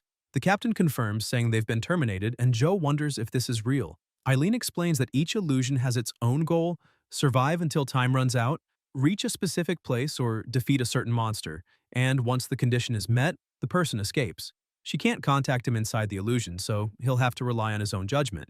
Olaf recalls the mission, to be the one who climbs the highest, and orders them to move forward. Tony takes the first step with his soldiers beside him. Olaf stares ahead as powerful flames surge and a dragon is summoned. Tony smiles, saying this illusion was made to counter his abilities. Olaf thinks he only needs to last 5 minutes and says, Plan 1. Tony and his men form an ice barrier. Olaf smiles, and when Tony snaps his fingers, the ice pierces through the dragon's body, defeating it, and it vanishes. Olaf continues climbing the steps. Corey observes and says it's not bad at all, almost no resistance, and asks if the subordinates are all elite awakened, noting that the military is clearly giving their all to win this year. Eileen thinks he still looks so calm. Virion comments that it's not yet time to be nervous, and the vice captain apologizes. Corey explains that the first 10 steps only serve to filter out rookies who don't fit the extermination squad's profile. For elite candidates, it's just a warm-up. But the higher they go, the harder the illusions become. Eventually, they'll run out of subordinates to sacrifice, and that's when the real battle begins. To reach the top, one must unleash a technique that surpasses their skill limits, or have a mindset capable of calmly adapting to any challenge. In the stands, the crowd asks if someone is still in the launch zone and if he's given up. The protagonist, still there with his eyes closed, opens them, feeling ready, and takes the first step. A sound echoes, and inside the illusion, Joe is falling from a smooth cliff. Yi summons his flame weapon, stabs it into the ice, and braces himself. Then he notices something: a monster approaching. Joe realizes he's on a frictionless cliff where he can't even stand, and flying monsters attack from above. This kind of setup is truly tricky. The system highlights key points, and Yi activates his attack: Spider Venom Sting and Sticky Tongue Snap. The protagonist advances to fight the monsters with his power, absorbing and defeating the bird. Joe thinks this is nothing, just a warm-up. Yi keeps climbing the stairs and understands that the illusion monsters look intimidating, but their strength equals that of the Grunos from the silent shadow jungle. Eileen's information mentioned that near the summit, the monsters reach Guardian class, and at his current level, he can handle them. Another illusion is a labyrinth. The protagonist looks around and thinks that illusions like these always create difficult, unpredictable terrain. If someone ends up in an environment that completely opposes their powers, they're practically trapped. Joe releases flames to clear a path and sees a bright light in the distance. Yi thinks his abilities can adapt to any environment and any place. The protagonist keeps advancing. The boys near the steps ask if he's climbing 2 at a time, just to show off and say that by starting last on purpose, he really wants to be the main character. Joe continues climbing with ease, and the boys, surprised, complain that it's unfair, calling him a beast. One of them calls him boss and begs to be taken along. The 2 boys beside him get angry, hit their teammate, and ask who's showing off and if he just called them show-offs. The boy holds his head and begs them not to hit him, saying he was wrong and not thinking straight. Corey comments that he's even faster than expected, and that, at this pace, he might actually reach the top. Eileen wonders if Joe will really make it to the summit, and recalls that he was just an uninformed rookie not long ago. She remembers Yi saying he'd choose option C, join forces, and destroy that ugly monster, and assumes he's not the type to ignore someone who once saved his life. The vice captain thinks that now he's aiming for something even the commander himself couldn't reach. Meanwhile, the participants keep moving, and the captain announces that Bai has finished the course with 38 steps, the Saint with 35, and the current highest score belongs to Olaf with 40 steps, keeping the lead. Tony looks back and notices the boy from the Jong family exhausted. Tired, sees someone get eliminated and realizes they timed their entrance into the illusion to coincide with his. Ambushing him inside, everyone ganged up against him. With only 31 steps, 9 short of his family's record, he wonders where this will end. Then someone calls out to him. It's Olaf, telling him to bark like a dog 10 times and quit now, promising that his family will keep a seat in parliament. A dignified way out, just one sacrifice. J's eyes fill with tears, and he starts crying until he notices someone passing by his side. Tony is surprised to see someone advancing and wonders who it is. The protagonist just passed the boy on the steps. Ji thinks he's incredibly strong, and that if people had known someone like this lived in Nirai City, they would have begged him to represent them.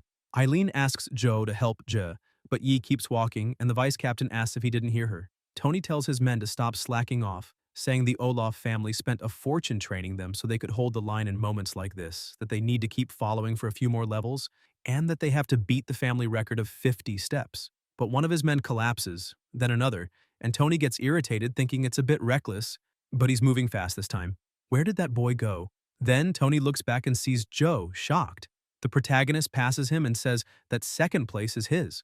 Olaf becomes furious, and Joe keeps climbing the steps effortlessly, asking why he stopped chasing, saying a real man doesn't give up that easily. Tony yells for him to wait. Later, in the same place, Yi keeps climbing, and the captain announces that he's in the lead with 60 steps, 82 steps, 99 steps. He's tied the highest record ever set by Commander Kolo. One more step and he'll reach the top. The crowd watches, and a man with glasses says they really did it. They're witnessing history. His partner beside him asks who that guy is, and someone crying hard says he bet everything he had on Tony and wants to know how he lost. The casino boss thinks that the kid who was just at the bottom moments ago bet all his organs on his own victory, and now he's ruined. The protagonist takes one more step and says that, at a time like this, all he wants to say is, and asks if that's it. His earpiece starts ringing, and Eileen yells for him to stop showing off, telling him to help Joe, saying he just ignored her, won one round, and now he's acting cocky. Joe replies that he swears he's not, that he'll complete the mission he promises. Yi moves downward, and the man with glasses asks what he's doing, if he shouldn't just go back the safe way to avoid more illusions. Tony notices him coming back, and the protagonist passes him, asking why he's still on the second step, if he's even good at this or what. Olaf wonders if he's done and came back just to humiliate him. Joe approaches J, looks him in the eyes, and Jay wonders what's happening. Yi picks Jay up and starts climbing upward.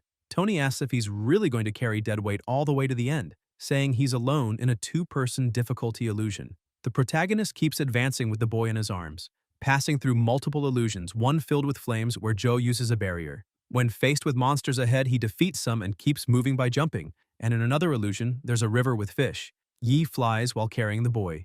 Zhe, holding on to him, thinks that at first, he tried to help however he could, inside the illusion just so he wouldn't be a burden to the boss.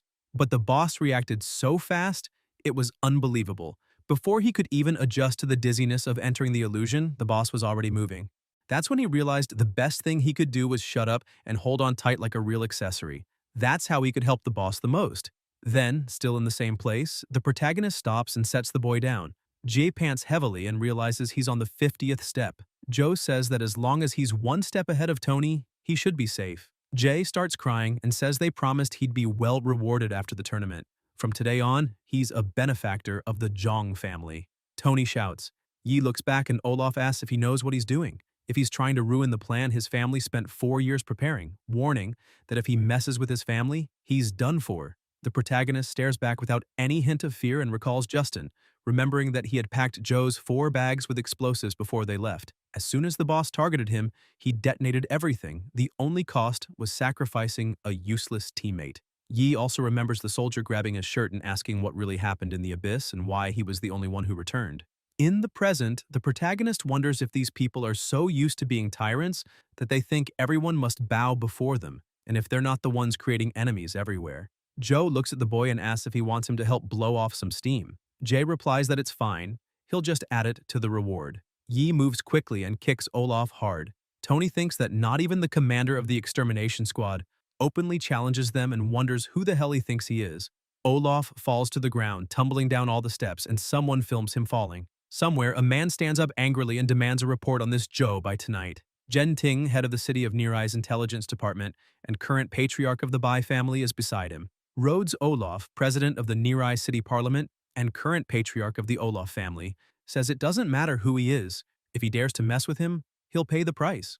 The next day, in a house, the protagonist sits eating, thinking that the first round of the selection tournament ended 2 days ago and shocked everyone. Tony, the main favorite before the match, only finished in third place, but to be fair, he's still impressive. After being kicked off the mountain, he actually climbed all the way back up alone and collapsed at 49. Before the match began, he had bet all the magic crystals he brought from the abyss, plus his own organs, and made a fortune at 1,000 to 1 odds. And the old man thanks him for sparing his life, while Joe thinks that the casino boss had to sell everything he owned just to pay him the 50 gold coins he promised. And there, 1 gold coin was worth about 1,000 yuan before the catastrophe. According to Eileen, 50 gold coins are roughly what she earns in an entire year of monster hunting. So, yes, he made a small fortune as a reward for helping that young master from the Jong family. Then someone bursts through the door, Yi jumps, and it's Eileen. The protagonist is surprised to see her, and the vice captain asks if he really turned down a 3-story villa from the Jong family just to stay in this rundown apartment and asks if he's stupid. Joe widens his eyes and points out the window, saying it's close to her extermination squad dorm building, so it's safer that way. Eileen's house is nearby, and the vice captain tells him not to waste money like that.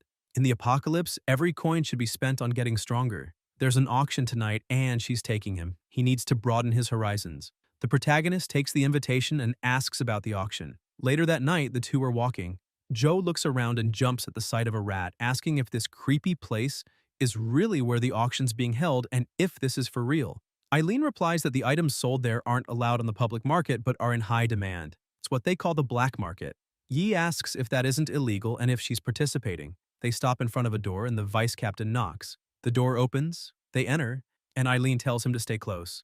The two walk until the protagonist notices another door nearby, and they enter a lit room. Joe widens his eyes, hooded. Masked people surround them, aiming weapons in their direction, and someone approaches without a weapon, but also hooded. The person removes the hood but keeps the mask and asks for the invitation. Eileen hands it over. The masked person takes it and tells them to follow. In another room, the two sit in the stands, the place packed, and the protagonist says there are so many people.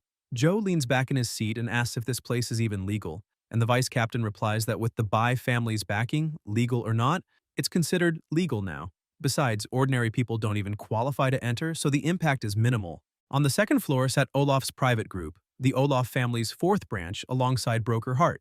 The guard noticed something and approached him, saying that was Eileen from the extermination squad in seat 17 together with Joe. The broker glanced at the two of them and said the world was truly small. Then someone appeared on stage to welcome the guests, the auctioneer, announcing that tonight's auction featured rare items with over 100 treasures and wishing everyone a profitable evening. The first item was a flawless mermaid tail, an extremely rare monster part edible for ordinary humans, renowned for its powerful anti-aging effects. Those who knew understood how hard it was to obtain. A boy in the audience said the first item was already incredible, a premium-grade treasure so rare it could even save his great-grandfather. The god roach remarked that the mermaid tail was detected as an F-grade trait, and the protagonist said it was such trash-tier material, wondering why they were fighting over a piece of junk. Eileen replied that it prolongs life and asked if he was stupid or what. The auctioneer then announced that the next items were unsold leftovers from previous auctions, now with extra discounts, starting price, 100 copper coins. A young man said the stuff was useless, and his partner beside him added that not every monster corpse was valuable, probably just bait to scam rookies. The god roach said multiple monster corpses were detected, rated E, A, C, D, and A. Joe grinned, raised his hand, and said he'd take them all. The auctioneer thought they'd found an idiot, while Yi thought he'd strike gold tonight, and the vice captain muttered that he was such an idiot. The auctioneer continued. Next was one of the most anticipated items of the night, from a rank C abyss, the frozen plateau. Eileen said she wouldn't say another word. What she wanted was right there. The auctioneer explained that it was a magic crystal from the frozen plateau, the Grossfang spider plateau. The crystal had over 50% purity, perfectly intact, and of high quality for any ice-type awakened user. The starting price was 1 gold coin and the bidding began. The vice captain's expression grew serious as she recalled fighting that talking monster. Thinking that once the Snowfang blades gained ice affinity, they'd become far stronger, she would never suffer humiliation again. Eileen raised her paddle and the auctioneer announced a bid from seat 17, asking if there were any other offers. Someone pressed a button, seat 1. The auctioneer said the most honored guest, seat 1, had bid 10 gold coins, with each increase now at 1 gold coin. Hart smiled and said so this was the item she wanted, the Grossed Fang Spider Plateau Crystal, exactly what young Master Tony had requested. Eileen looked back, clearly displeased, realizing that the Olaf family was also bidding and thought this had just become complicated. Then Eileen raises the bid to 11 gold and the broker increases it to 15. The vice captain keeps going, raising it to 20 gold, and Hart immediately pushes it up to 25. The people around them wonder if Seat 17 has gone mad for daring to go against the Olaf family, and the protagonist thinks this is not good at all. The broker remarks that she's only a vice captain and questions how much money she could possibly have. Eileen stares him down and raises it to 30 gold. The hostess says things are getting exciting and asks if the treasure will really go to Seat 17. The vice captain thinks this is all her savings and hopes it works. The hostess, thrilled by that number, announces that it's not over yet because Seat 1 offers 35 gold. Everyone looks surprised and Eileen feels frustrated. A guard approaches and says his boss asked him to deliver a message. Is she already out of money?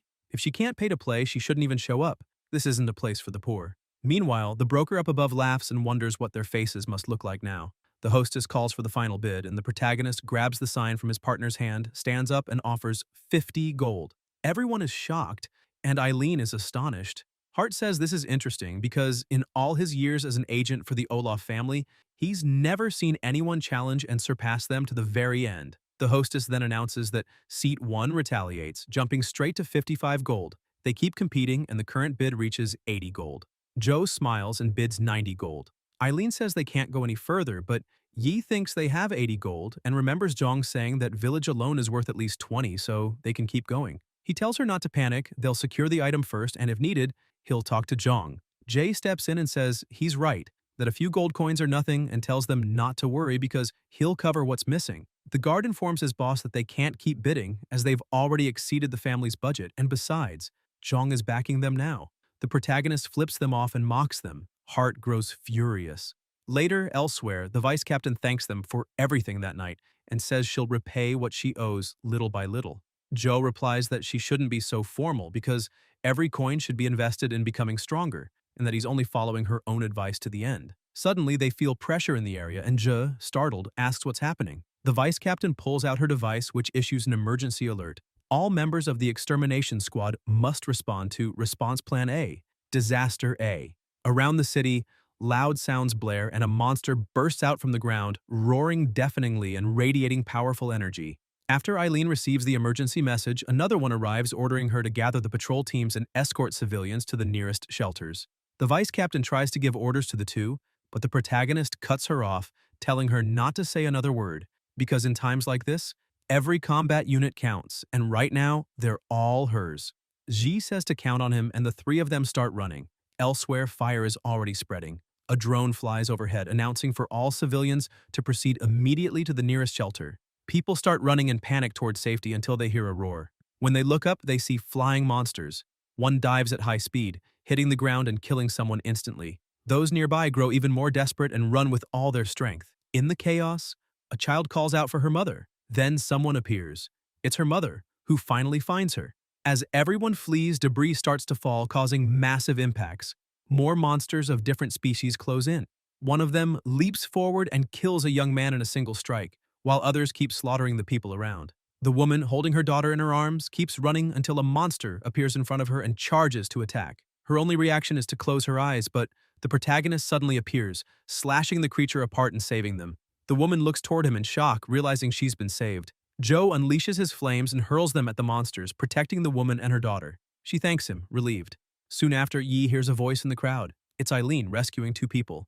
The man beside him, watching, comments that those must be the same guys who were with Tony earlier. The protagonist hears that and thinks that, as awakeners, they just stood there while civilians were being massacred by monsters, and afterward disguised themselves as ordinary people to escape to the shelter.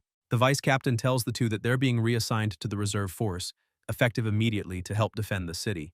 One of them replies that he came there to spend money, not to risk his life, and asks who's going to pay if he gets hurt. His partner agrees, saying this is her team's problem and has nothing to do with them. One of them recognizes Joe and mocks him, saying he should go since he loves showing off so much, and that he'll be waiting to see the year's favorite crushed by monsters. Suddenly, chains wrap around his body, restraining him. It's Eileen.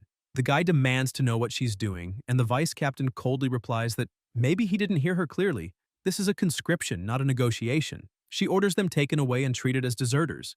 The man shouts that they can't do this to him, claiming he's an Olympic athlete and not even part of the extermination squad yet. The protagonist steps in, saying the city is crawling with monsters, and even so, he's still busy kissing up to the four families, asking if he still thinks he deserves to join the squad. At that moment, Eileen receives another message. All combat personnel near the Vermilion Gate must provide immediate support. Explosions erupt in the area, and the vice captain decides to leave that mission in his hands. Soon after, still in the same area, Eileen rides her bike with her partner on the back. Ahead of them, near the gate, there are countless monsters, and the vice captain says there's no time to wait for reinforcements. They're going in now. They jump off the bike and charge forward. Around them lie several dead civilians and slain monsters. Joe comments that they arrived too late. More monsters appear from the sides in great numbers, and Yi asks if it's really just the two of them against all of that. Eileen scans the surroundings until she spots something nearby and says that if that cannon still works, they can hold the line. She tells him that if he can keep them back for 2 minutes, she'll bring the cannon back online. Several monsters approach at once, and the protagonist, desperate, asks if he's supposed to hold them off alone for 2 whole minutes. Then he says it's fine, he'll manage. Joe starts slicing the monsters apart until he notices one heading toward her. He shoots out his sticky tongue, pulls the creature back, and hurls it off the cliff. Another monster charges at him with a roar. The protagonist turns instantly and is struck. Joe unleashes his flames through his spear, breathing heavily. The monster is massive, and Yi finally understands why those two didn't dare set foot on the battlefield. One wrong move against these creatures and he'd be dead. Looking down, the protagonist sees a corpse with part of its face torn off. Furious, Joe lunges at the beast, leaps onto it, and pierces it with his spear, thinking that's no excuse to run away. Yi grabs a piece of the monster's body and devours it. The system notifies him that a new trait has been acquired, Dragon Grip Claw. The protagonist grows stronger and lands a powerful strike, but something else charges at him, causing a huge explosion. When the smoke clears, a massive creature appears surrounded by swarms of its offspring. It launches a sphere filled with them, triggering another explosion as countless spiders rush forward. Joe realizes that at this rate, they'll never stop coming, wondering where those 2 promised minutes of reinforcements are. He thinks that if they lose this wall, the city behind them will be destroyed and countless lives will be lost. From the moment he stepped onto that field, retreat stopped being an option. Flames spread all around as more monsters, both walking and flying, approach. The protagonist raises his spear and activates his skill. Scorching Sky, Smelting Spiral, obliterating the monsters. In the city's defense control room, a voice reports that none of the defense systems are online and that the main crystal isn't responding. They need to rerun the activation sequence. The man beside him says that's not good since the sequence executes but the crystal doesn't react. Then someone steps forward and says to let him handle it. The chief asks who he is. The operator at the computer answers that he's the young master of the Jong family, the clan that developed the entire defense system, and that no one there understands it better than he does. Ji goes straight to the terminals, summoning 2 additional hands from his body to work on the other screens. He quickly notices something and realizes the response loop crystal is working. The energy amplifier crystal is online, and the threat detection signal is stable. If both the crystal and hardware are fine, then maybe... Jay keeps typing rapidly and concludes exactly what he suspected. It was a power interruption. Someone used the emergency override during the system's diagnostic phase to cut off all power output from the crystals. The watchtowers, the external defense, every city defense cannon, and even the 3-layer core that powers the entire protection system were all disabled by the shutdown. That shutdown command isn't even used during regular maintenance. Someone deliberately sabotaged the city's defenses. They're trying to hand Nirai over to the monsters. He orders them to prioritize rebooting the internal defense weapons. The young master presses a button, and the crystal begins to release energy. The cannons reactivate and start firing again. Everyone cheers, relieved that the system is back online. Ji keeps operating the computers, thinking that it's a good thing the extermination squad performs large-scale disaster drills so often. The church is handling evacuation and field medical support, while the intelligence bureau maintains order inside the city. A masked officer announces that passageway C is jammed, and instructs everyone to move to the back routes. The young master reflects that the military originally planned to let the extermination squad fight alone and wear itself down during the monster invasion. But now, with the city on the verge of collapse, they're being forced to intervene. He thinks that if they had mobilized earlier, even with the defense system sabotaged, the damage wouldn't have been so severe. And it's not over yet. Even with the system rebooted, the remaining towers must hold the line at all costs. That wall cannot fall. If the wall is lost, the city is lost. Elsewhere, the protagonist pants heavily after cutting down all the offspring, thinking they won't even let him breathe. After the last smelting spiral, he can't fire another one for a while. He asks if his partner isn't done yet. Then a different kind of monster approaches. Joe leaps toward it, stares it down, and shoots flames directly into its mouth. Yi then falls to the ground, looks at the cannons, and remarks that she said 2 minutes. But those two became 4 and now it's almost 10, asking again if she's done yet. A monster creeps up from behind, fiddling with its weapon. The protagonist turns and comes face to face with it. The monster charges toward the cannon, and Joe realizes it's heading for the tower. Yi quickly moves, jumps onto the monster, ignites his flames, and finishes it with a single strike. Another monster continues advancing toward the cannon, and the protagonist thinks he won't be able to stop it until the cannon activates and blasts the creature to pieces. Joe asks if his partner is finished, and Eileen appears behind him, saying it took a bit longer, but the powerful crystal has been restored. The cannons start firing at the monsters and soldiers arrive. Yi notices them, and the vice captain says they're finally in position. The wall towers will be back online soon, and until then, they'll hold the line no matter what. The soldiers reply that they understand. They see the monsters on the ground moving fast and start shooting nonstop in their direction. But the creatures reach the soldiers, and the fight turns into close combat.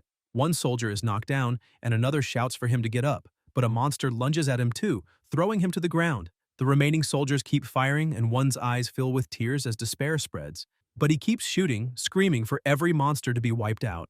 The protagonist charges in with his flame-wrapped spear, still attacking despite his exhaustion. He asks if they can still hold them off, saying he'll cover that side and tells everyone to fall back for now. The soldiers end up all dead. Joe watches, furious, thinking damn them all. More monsters approach from above and Yi attacks, causing a massive explosion and shouting for them to be wiped out once and for all.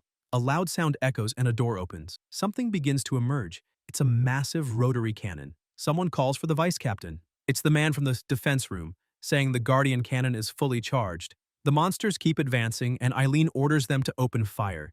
The cannons unleash a relentless barrage toward the creatures, triggering massive explosions and shredding them to pieces. The protagonist watches as the explosions continue non-stop, until everything finally falls silent and the smoke clears. Ahead, nothing remains. Joe keeps watching and says most of them have been wiped out and the survivors have fled.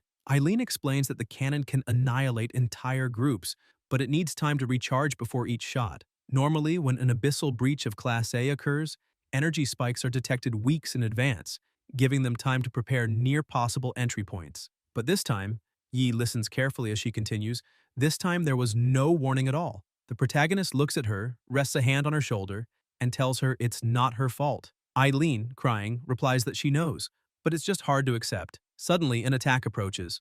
They look immediately, and something is coming toward them, raising dust and making a deafening noise. It's a gigantic monster with multiple tails, one of which swings toward the cannon. The protagonist thinks there's no way that can happen. But the creature hits the cannon, destroying everything around it. Joe starts to fall, and when he looks to the side, he sees his partner falling too. Yi stretches out his elongated monkey-like arms and manages to grab her, while using his other hand to cling to the cliff, still keeping Eileen safe with his massive arm. She looks at him in shock, saying all the trucks were wiped out in an instant, completely annihilated. The protagonist, looking ahead, asks what the hell is that thing? The monster roars and both say they can't let it destroy the wall. The two leap toward the creature, using their abilities and weapons, striking together, but they don't even leave a scratch. Joe wonders if the beast even felt the hit. He jumps onto it, saying that if its hide is tougher than steel, then he'll strike the eyes instead. A bright light flashes, but Yi can't pierce the creature's eyes and looks confused. The monster thrashes violently, throwing him off, and continues demolishing everything around it with its enormous jaws. The protagonist watches as the surrounding pressure becomes overwhelming. Furious, Eileen curses, saying at this rate the wall will collapse. The beast unleashes a powerful burst of energy, opens its massive jaws and charges at them. Suddenly, someone's eyes widen. Jets of plasma start firing. Someone is on top of the monster, attacking it. The two partners stare in shock as a figure stands ahead, wielding his weapon. It's Captain Ling of the extermination squad. They're stunned, and the protagonist asks if that old guy is the captain. The vice captain explains that he's her squad leader, the head of the first squadron, second only to Commander Corey and the entire extermination force. She adds that his appearance is due to his ability to manipulate plasma in combat, and years of constant battle have left him chronically anemic. Plasma begins to rise. The captain clenches his fist and summons multiple hands of energy, which start pounding the beast relentlessly. Joe watches in awe. The creature groans in pain as plasma flows over its body, but suddenly it grins and lashes out with its many tails. slamming into someone and creating a massive shockwave. Yi comments that the attack is strong enough to crack the city wall, and Eileen tells him to relax. After the impact, the captain blocks the strike with his weapon, and the vice captain says something like that won't affect him. Ling snaps his finger, and the blow transforms into another force that smashes the monster into the ground, pinning it down. The captain wipes the plasma from his mouth and says that for those buried here, fear, rage, and sorrow, he's heard them all. A bright light erupts as Ling continues channeling plasma, saying that with their remains, he'll finish this beast. The creature roars, and the captain strikes it with his devastating power. The two partners watch in awe. The monster is defeated. It opens its mouth, and Ling easily cleaves it in half with his sword. The protagonist is amazed, thinking that the pressure alone is terrifying. So this is the power of the first squadron's captain. Ling coughs, looks to the side, and says he's proud of everyone, because not a single soul wavered in the end. Even now, the plasma still burns with fighting spirit. Eileen remarks that maybe he should stop the bleeding first, and the captain replies that he just got fired up after the warm-up. He asks where the bandages are and says this grudge will only be settled once they take down the Abyssal Lord. The vice captain answers that she brought some with her. Joe thinks there's no time to relax. Even though he's evolved a lot since his return, he's still far from reaching a captain-class Awakener's level. Yi looks up and sees aircraft flying overhead, carrying something he doesn't quite understand. Then something opens and descends. It's Ze inside a mech, saying that from here on, they can leave the technology to him. He explains that the entire defense system of Minghai City was built using his group's technology, and by dawn, the repair drones will have the walls operational again. A voice comments that it's impressive, and the protagonist says that compared to this kind of advanced technology, the old outpost felt like a primitive village. It's no wonder everyone wants to move to Minghai. The captain reports that the commander wants him, Eileen, and Je to report to the Supreme Council. Joe argues that the wall won't be repaired anytime soon, and if they all leave, the monsters could return. Ling replies that he's staying, one more or less won't make a difference, and says he hopes the monsters do come, he could use them. In Minghai City, inside the Parliament building, Je reports that, in the end, the first squadron's captain arrived in time and defeated the unknown giant creature. At the moment, the Jong group's repair robots are fixing the collapsed section. That concludes the report. Eileen steps forward and confirms that the report has been finalized. Rhodes watches with a stern expression, while Siwei, president of the Zhong Group and head of the Zhong family, declares that the main cause of the Minghai City breach during the Abyssal invasion was the deliberate sabotage of the energy core, which prevented the activation of the 3 defense layers in time. Eileen's report confirms that once power was restored, the defenses held up well, and Siwei proposes that the council launch a full investigation. Jen says the intelligence department will handle the investigation but believes there's a more pressing issue. He questions whether they realize they can't just blame themselves and try to cover it up, when suddenly a voice interrupts him. It's Taisia Yusur, head of the Yusur family and high priestess of the Esper Church. She asserts that the top priority right now is to deal with the unexpected emergence of this Class A Abyss, and asks the commander when the Abyss Suppression Squad will be deployed. Corey responds that the extermination force and elite fighters from each faction are already assembled, but there's been an incident.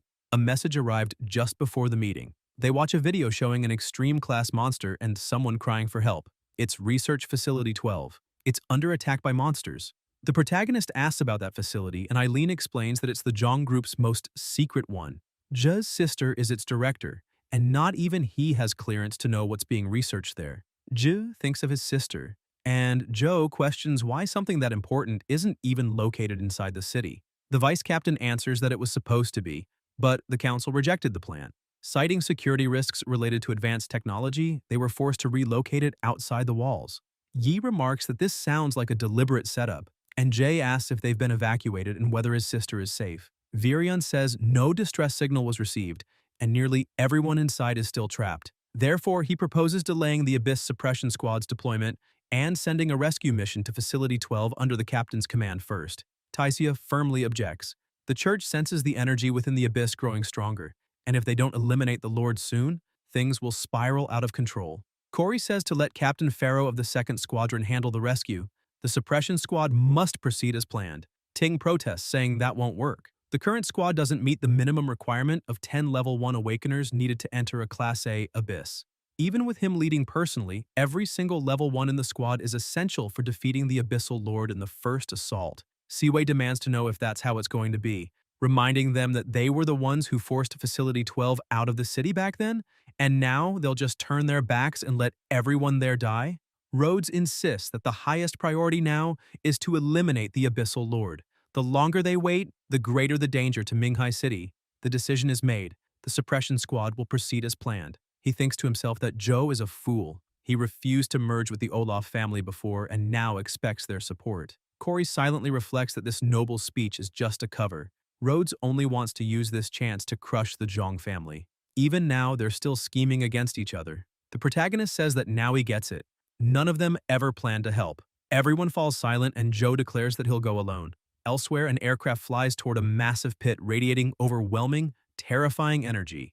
The vice captain says that this time, including herself, all combat units of the extermination force are mobilizing for abyss suppression, meaning he'll have to lead the rescue team to Facility 12 alone, with no additional support. Yi, eyes closed, remembers being in that same meeting room earlier when Rhodes said the Supreme Defense Council had rejected the rescue operation. All members of the extermination force were to join the Abyss suppression team instead. Back then, the protagonist apologized, saying he wasn't yet an official member of the extermination force, that he was volunteering to rescue Research Facility 12, and that his opinion didn't count. In the present, Joe thinks Commander Corey already risked the Council's wrath just to help them get through and avoid the monsters still roaming the surface. That alone is a great favor. A voice then says that his members are volunteering too, and Yi realizes Zhe is worried about his sister's safety. The two competitors who had doubted his skill during the first competition, along with Lu, whom he met during Abyss training, also join. Joe warns that this mission is nothing like defending Minghai City, and they don't even know how dangerous it will be.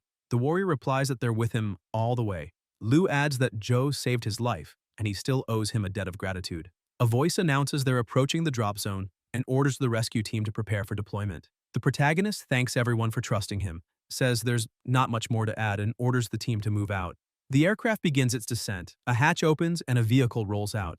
Joe is inside when someone calls to him. It's Zhe, who says that right before they departed, his father told him that no matter how this ends, his only regret is not being strong enough to rescue his daughter himself. He's already saved them twice, both times in their darkest moments, and the Jung family will never forget his kindness. Yi replies that he knows what it's like to be trapped, waiting for someone to come and save you, and that if he doesn't help when he can, he'll regret it later. He just wants to stay true to himself. He tells them to stop calling him benefactor. People might think he's an old man. He's not much older than they are, and says they can call him bro. Later, explosions shake the area. They stop the vehicle and get out. The protagonist notes that it looks like the monsters attacked there, with the same force they used against Minghai City, and wonders if they arrived too late. Then something groans beneath the rubble. It sounds human. Joe rushes over immediately. There's a person trapped under the rocks, badly wounded. Ji tells him to hold on, that they're here to help. Suddenly, Yi senses something and warns his partner to be careful. A blast of energy shoots toward Zhe, and a monster manifests.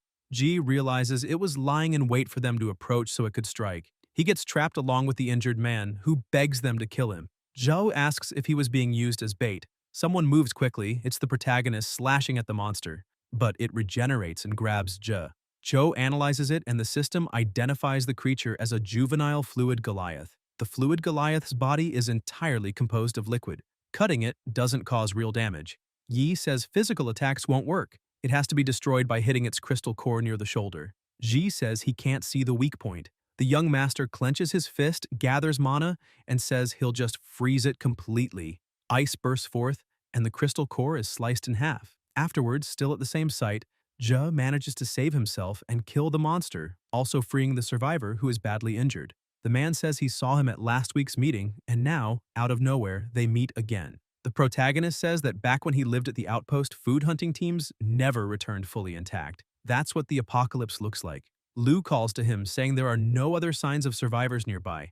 They've tried all communication frequencies, but no one's answering. He asks if there's really no one else alive. The young master starts crying and says the main structure of the underground research facility and its defense systems aren't functioning. His sister and the others must still be somewhere below. A bright light flashes.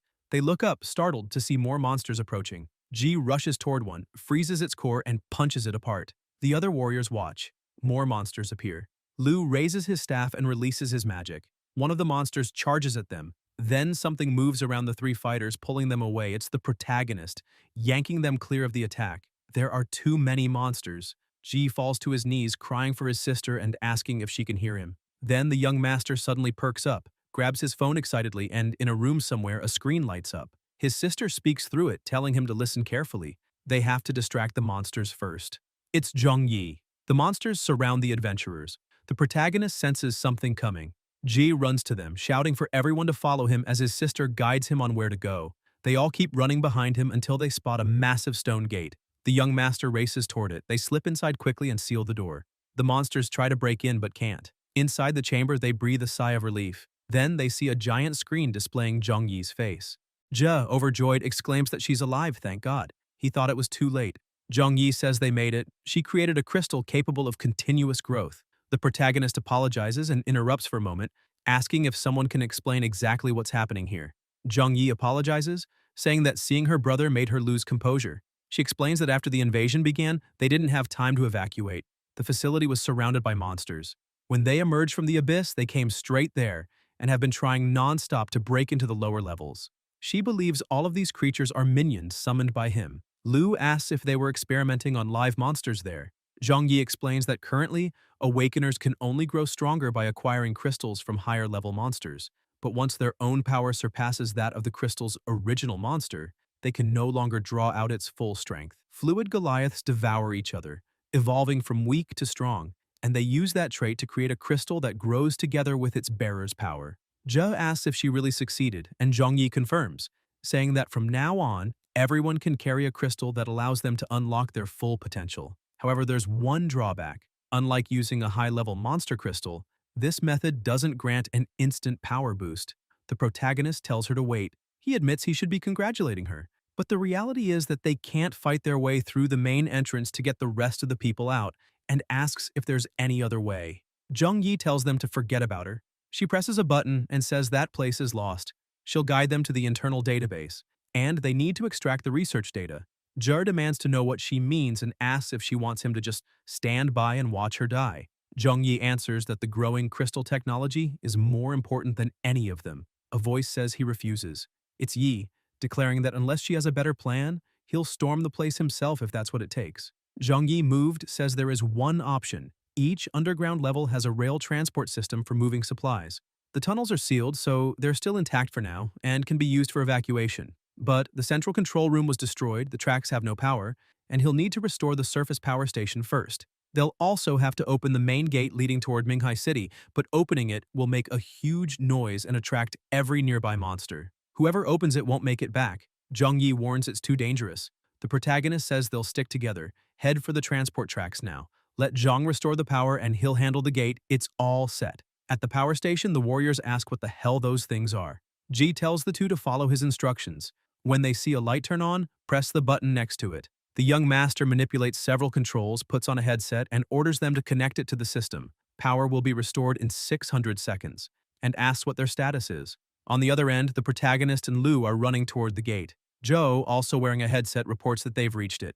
They'll definitely be there before the power comes back online. Ja tells him that once the energy's up, he'll have 30 seconds to open the gate. If it doesn't open in time, the transport vehicle won't make it through. He must move fast, get everyone on board, grab the files in that case too, and copy the recordings of the final experiment. One of the subordinates reports that all the wounded have been loaded onto the transport. Jong Yi says she's ready as well and orders everyone to board now. Anything not packed stays behind. The subordinates rush to obey and Jong Yi urges them to hurry. With 10 seconds left, Ji asks if everyone's aboard. The protagonist confirms the gate is ready. Jong Yi says the transport is in position and the young master announces the power's back. A noise rings out and the lights flicker to life. Jong Yi declares that power has been restored to the underground station. Then the young man glances to the side and says, "They're coming." The monsters close in together. Jong Yi tells everyone to hold on tight. She presses a button and the pressure rises. A bright light flashes as the intensity increases. The people below brace themselves as an explosion shakes the tunnels, but the monsters keep advancing. The young man yells to push faster. The train speeds up and Jong Yi says they're gaining on them. The engine's already at full power. The monsters open their massive jaws and an explosion of fire erupts. The man inside the train stares in horror. A cannon begins firing relentlessly at the monster, blasting it apart, controlled by Zhe from the defense tower. The passengers inside the train feel a wave of relief, believing they're safe now. Then a warning sounds. Gate signal not detected. Jong Yi wonders what's happening with the gate. It's struggling to open. The protagonist shouts that it's malfunctioning. If it doesn't open in time, the whole plan is ruined. Jong Yi suits up in armor and steps outside. Ji demands to know what she's doing, and Jong Yi tells him to stay out of it, focus on the transport, and bring everyone back safely. She jumps off the train, thinking that at this point she has to open the lowest underground level and let the master of monsters lure them away. Then someone approaches. The young master announces that the transport vehicle is arriving. They leap onto the train and climb inside. Inside, Je lights up at the sight of his sister, exclaiming that she made it, thank God. Jong Yi snaps at him to stop because the gate still isn't open. On the other side, Lu checks the mechanism and says the hydraulic system is broken. Je replies there's no time. If everything fails, they'll have to abandon the transport. Jong Yi refuses, saying no, this place is crawling with monsters. If they leave the transport, they'll be surrounded and torn apart. The vehicle is their only safe way back to the city. The protagonist strains to open the gate using his massive simian arm, pushing with all his might. Lu says the captain intends to push it open, but the older man shouts that the gate requires 4 hydraulic presses of 10,000 tons to move. It's impossible for a human. Yi keeps pushing and wonders if even with his giant monkey arm he still can't move it. Then thinks that if that's the case, he'll just turn his whole body into a gate-opening machine. The protagonist stretches out his hand and activates his sticky tongue, deciding to use it first to pull forward with extra tension. The system notifies venomous spider stinger activated, and Joe thinks that he'll use the iron to anchor his legs to the ground. More notifications come. Elastic muscle activated. Yi keeps forcing the gate open no matter what. Another alert. Severe muscle rupture detected. Beginning repair process. Lu watches in shock as the protagonist keeps pushing, focusing every ounce of energy into his elastic muscles, all or nothing, and screams for it to move already. Gradually, the gate begins to open. Lu shouts that it's moving. Everyone stares in disbelief, and Jong Yi asks if that insane plan actually worked. Joe yells to give him 3 more minutes, then changes his mind saying 2 will be enough. But something approaches. It's the monster, charging straight toward him. Yi growls in frustration, asking why now of all times, thinking he has nothing useful left to deal with it. Jay asks if they can wait when suddenly the young master notices something. Lu unleashes her magic at the monsters, saying every creature nearby is heading their way. There are too many of them. While the protagonist keeps forcing the gate, the monsters continue to attack. Jong Yi says they'll release the underground monster lord to drive them back, telling them to hold on and open the gate before the train arrives. One of the creatures lunges toward Yi's face, trying to devour him. The train rumbles closer and the warrior tells the young master to look. They can already see the gate, but they might not make it. Ji says they're running at half speed, and if they slow down anymore, it's over. Suddenly, noises echo from above and the old man yells that they're on the roof. The monsters are on top of the train, and the young master realizes there's no other way, they have to accelerate. Jay slams a button and the monsters slip off. The man looks out the window and says he doesn't see them. It should have shaken them loose. But the monsters close in again, grab him, and drag him away. The others watch in horror, shouting his name. Then the monster appears in front of them. The old man glances at Je, suits up his armor, and charges forward. The young master tries to stop him, but the veteran goes anyway, straight toward the beast. He leaps and his armor blares a warning, danger detected. An explosion erupts and Jay breaks down in tears. Lu tries to fight the monster as the protagonist is being swallowed. The young master shouts, "Damn you!" A deafening sound fills the air, everyone covers their ears, and the warrior asks what's happening. Je looks and sees all the monsters retreating toward the main building, ordering everyone to forget the outside for now. The brakes are failing and they can't slow down. One man says they need to jump or they'll crash, but the young master argues that jumping at top speed is no different from hitting the wall. Even if they survive, what about the others on board? The whole train depends on him. The protagonist keeps forcing the gate open as the others cheer him on, shouting that he can do it. Joe yells for him to get clear of the gate. The pressure peaks, and Yi finally pries it open, then immediately leaps aside as the train rushes through. Jay and his companion cheer in relief. Then someone moves. It's Lu, and the young master asks why she isn't getting in. The protagonist tells him to take everyone back to the city first. He's going to save Je's sister no matter what. The train departs, and in the underground lab, Jong Yi says that all the fluid Goliaths are outside now, probably drawn by that. The monster watches and charges toward the larger beast. Jong Yi frowns in confusion, wondering if they're going to attack the archbeast. But when the larger creature touches the others, it begins absorbing them, its power and size swelling. Jong Yi realizes the truth. It's not that the monsters are leaving, the archbeast is devouring them all. It's using some kind of lure to draw them in. She watches as they struggle, asking if they truly consume their own kind to grow stronger only to challenge their master afterward. The smaller beasts attempt to escape, one managing to pull away for a moment, but the larger one notices and drags it back, reabsorbing it into its body. A blinding light bursts out and Jong Yi shields her eyes.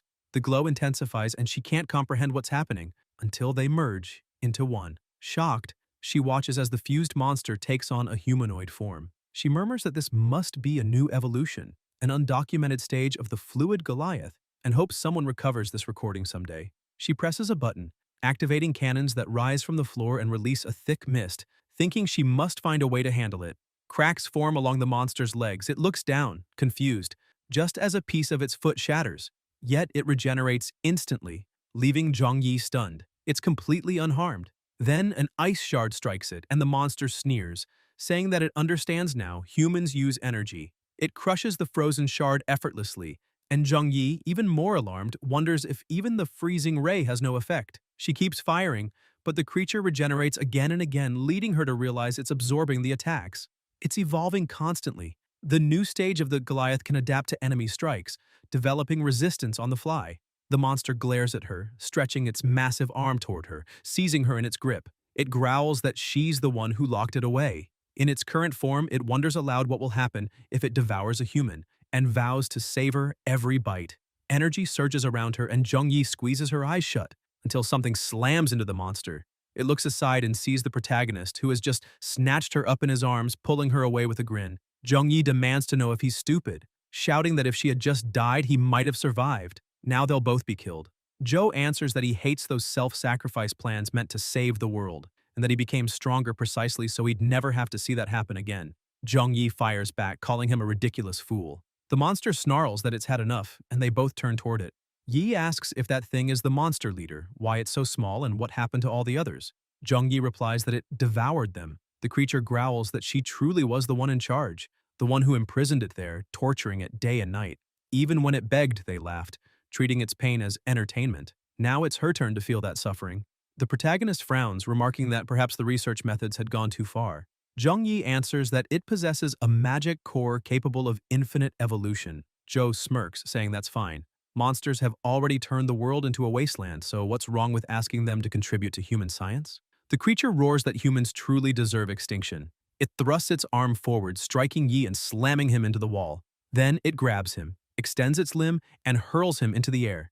The protagonist coughs plasma and widens his eyes as the monster attacks again, punching him hard in the stomach and sending him crashing to the ground with a massive impact. Jong Yi watches in fear. The smoke clears, the monster scans the room, and Joe is still alive, thinking he didn't expect something so small to have such devastating power. The system alerts, absorbs all the strength of whatever it devours. Yi analyzes quickly, realizing that as long as he can see its weak point, there's nothing to fear. The creature stretches out both arms, pulling at his. The cockroach god inside him tells him to evolve continuously to adapt to enemy attacks. The protagonist grits his teeth, shouting that he should have said that earlier. The monster laughs as it crushes his arm, but Joe channels his strength and breaks free, counterattacking. The creature stares in disbelief, muttering that it's impossible. The system notifies corrosive blade activated, evolution of traits, mantis scythe plus corrosive mucus. Flames erupt, followed by another alert, evolution of traits, mantis scythe plus fused core. Yi strikes. The monster roars and counters with a massive punch. Both charge impacts collide violently, and Jong Yi shields her face. The system alerts again. Trait activated. Stinger carapace. Venomous spider tail injects paralytic toxin on contact. The monster doesn't understand what's happening until it's suddenly thrown back, and Jong Yi stares in shock, thinking she said he was a rare-type metamorph, yet now he looks like a monster himself. Joe closes in on the opponent again, striking with his flaming spear, causing a massive explosion, but Yi's eyes widen when he sees the enemy emerge completely unharmed. The creature grins and says that time is running out. No more delays. The protagonist realizes it's evolving too fast, that just a few hits are already enough for it to resist the fused blade. Arrows whistle through the air, striking the beast. The monster turns, confused, and sees Jong Yi holding a bow. "So you're with him," it growls. Joe looks over, surprised, as the beast extends its arm toward her. But Jong Yi reacts instantly, firing another arrow straight into its hand. Then, in a blur, the monster's arm is severed by Yi's attack, and it roars in pain. Jong Yi remarks that combining multiple power types at once really does work. The monster laughs, saying humans stole divine power, always clinging to strength that was never theirs. Raising two fingers, it says, that's their greatest weakness. Jong Yi curses under her breath, realizing that the Goliath's most dangerous trait is its ability to emit a synchronized harmonic wave. Any magic crystal caught in it generates a dampening field on its surface, completely neutralizing energy release. She tells Joe that this is their chance. She fires another arrow, but it passes straight through. Jong Yi gasps as the monster releases another surge of energy, waves rippling toward them. She looks at her bow as the light fades from it, stunned. The monster laughs darkly, saying that a human without a crystal core is nothing more than an insect waiting to be crushed. Jong Yi crouches low, frustrated, thinking she was too slow. Its power completely counters human awakeners. There's nothing they can do to stop it now. The creature smirks, saying the look on her face is perfect and that it'll melt her slowly, making sure she screams. Then something slams into its face. The monster screams in pain as the protagonist charges again, slamming it to the ground. The creature stares, confused. Joe faces it silently and the monster asks how it's possible, how he's still fighting completely unarmed. Yi doesn't answer, saying nothing at all. Jong Yi watches, bewildered, wondering if he can actually use abilities without a crystal. The monster steadies itself, snarling that they're all damned. Its body swells as it mocks him for being alone now, asking what he can possibly do, saying it'll show him what it's like to give everything and still be useless. The protagonist grins, thanking it for the reminder, then summons the Fat One and orders it to attack. A blinding light bursts through the chamber. The Fat One lands heavily, its massive form shaking the ground. Jong Yi, stunned, whispers, "What is that? Did he just summon a boss-level creature?"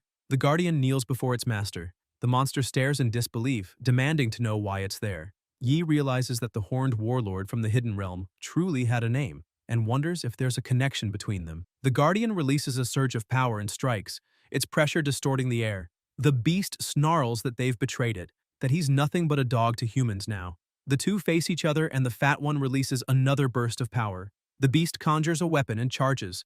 Their impacts collide violently. Jong Yi watches, thinking she's never seen a monster like this before, wondering if Joe is actually controlling the evolved Goliath and who he really is. Is he even human? That thing follows him, willingly? The two creatures clash together, each unleashing their respective powers while Yi and Jong Yi watch. The protagonist stretches out his arm to block a blow and asks if she's okay. Jong Yi smiles darkly, and Joe, unnerved, asks why she's looking at him like that, saying it's starting to scare him. She replies that after this, she wants him to let her study him, perform a full medical examination. Yi thinks to himself that she's a true researcher and that his secret has been completely exposed. The protagonist hesitates, unsure what to say. Jong Yi tells him there's no point lying now, she'll keep the secret, just focus on bringing the Goliath down and she'll find a place to hide. The two continue fighting as the beast laughs, asking, what's this talk about bringing it down, and if they're underestimating it?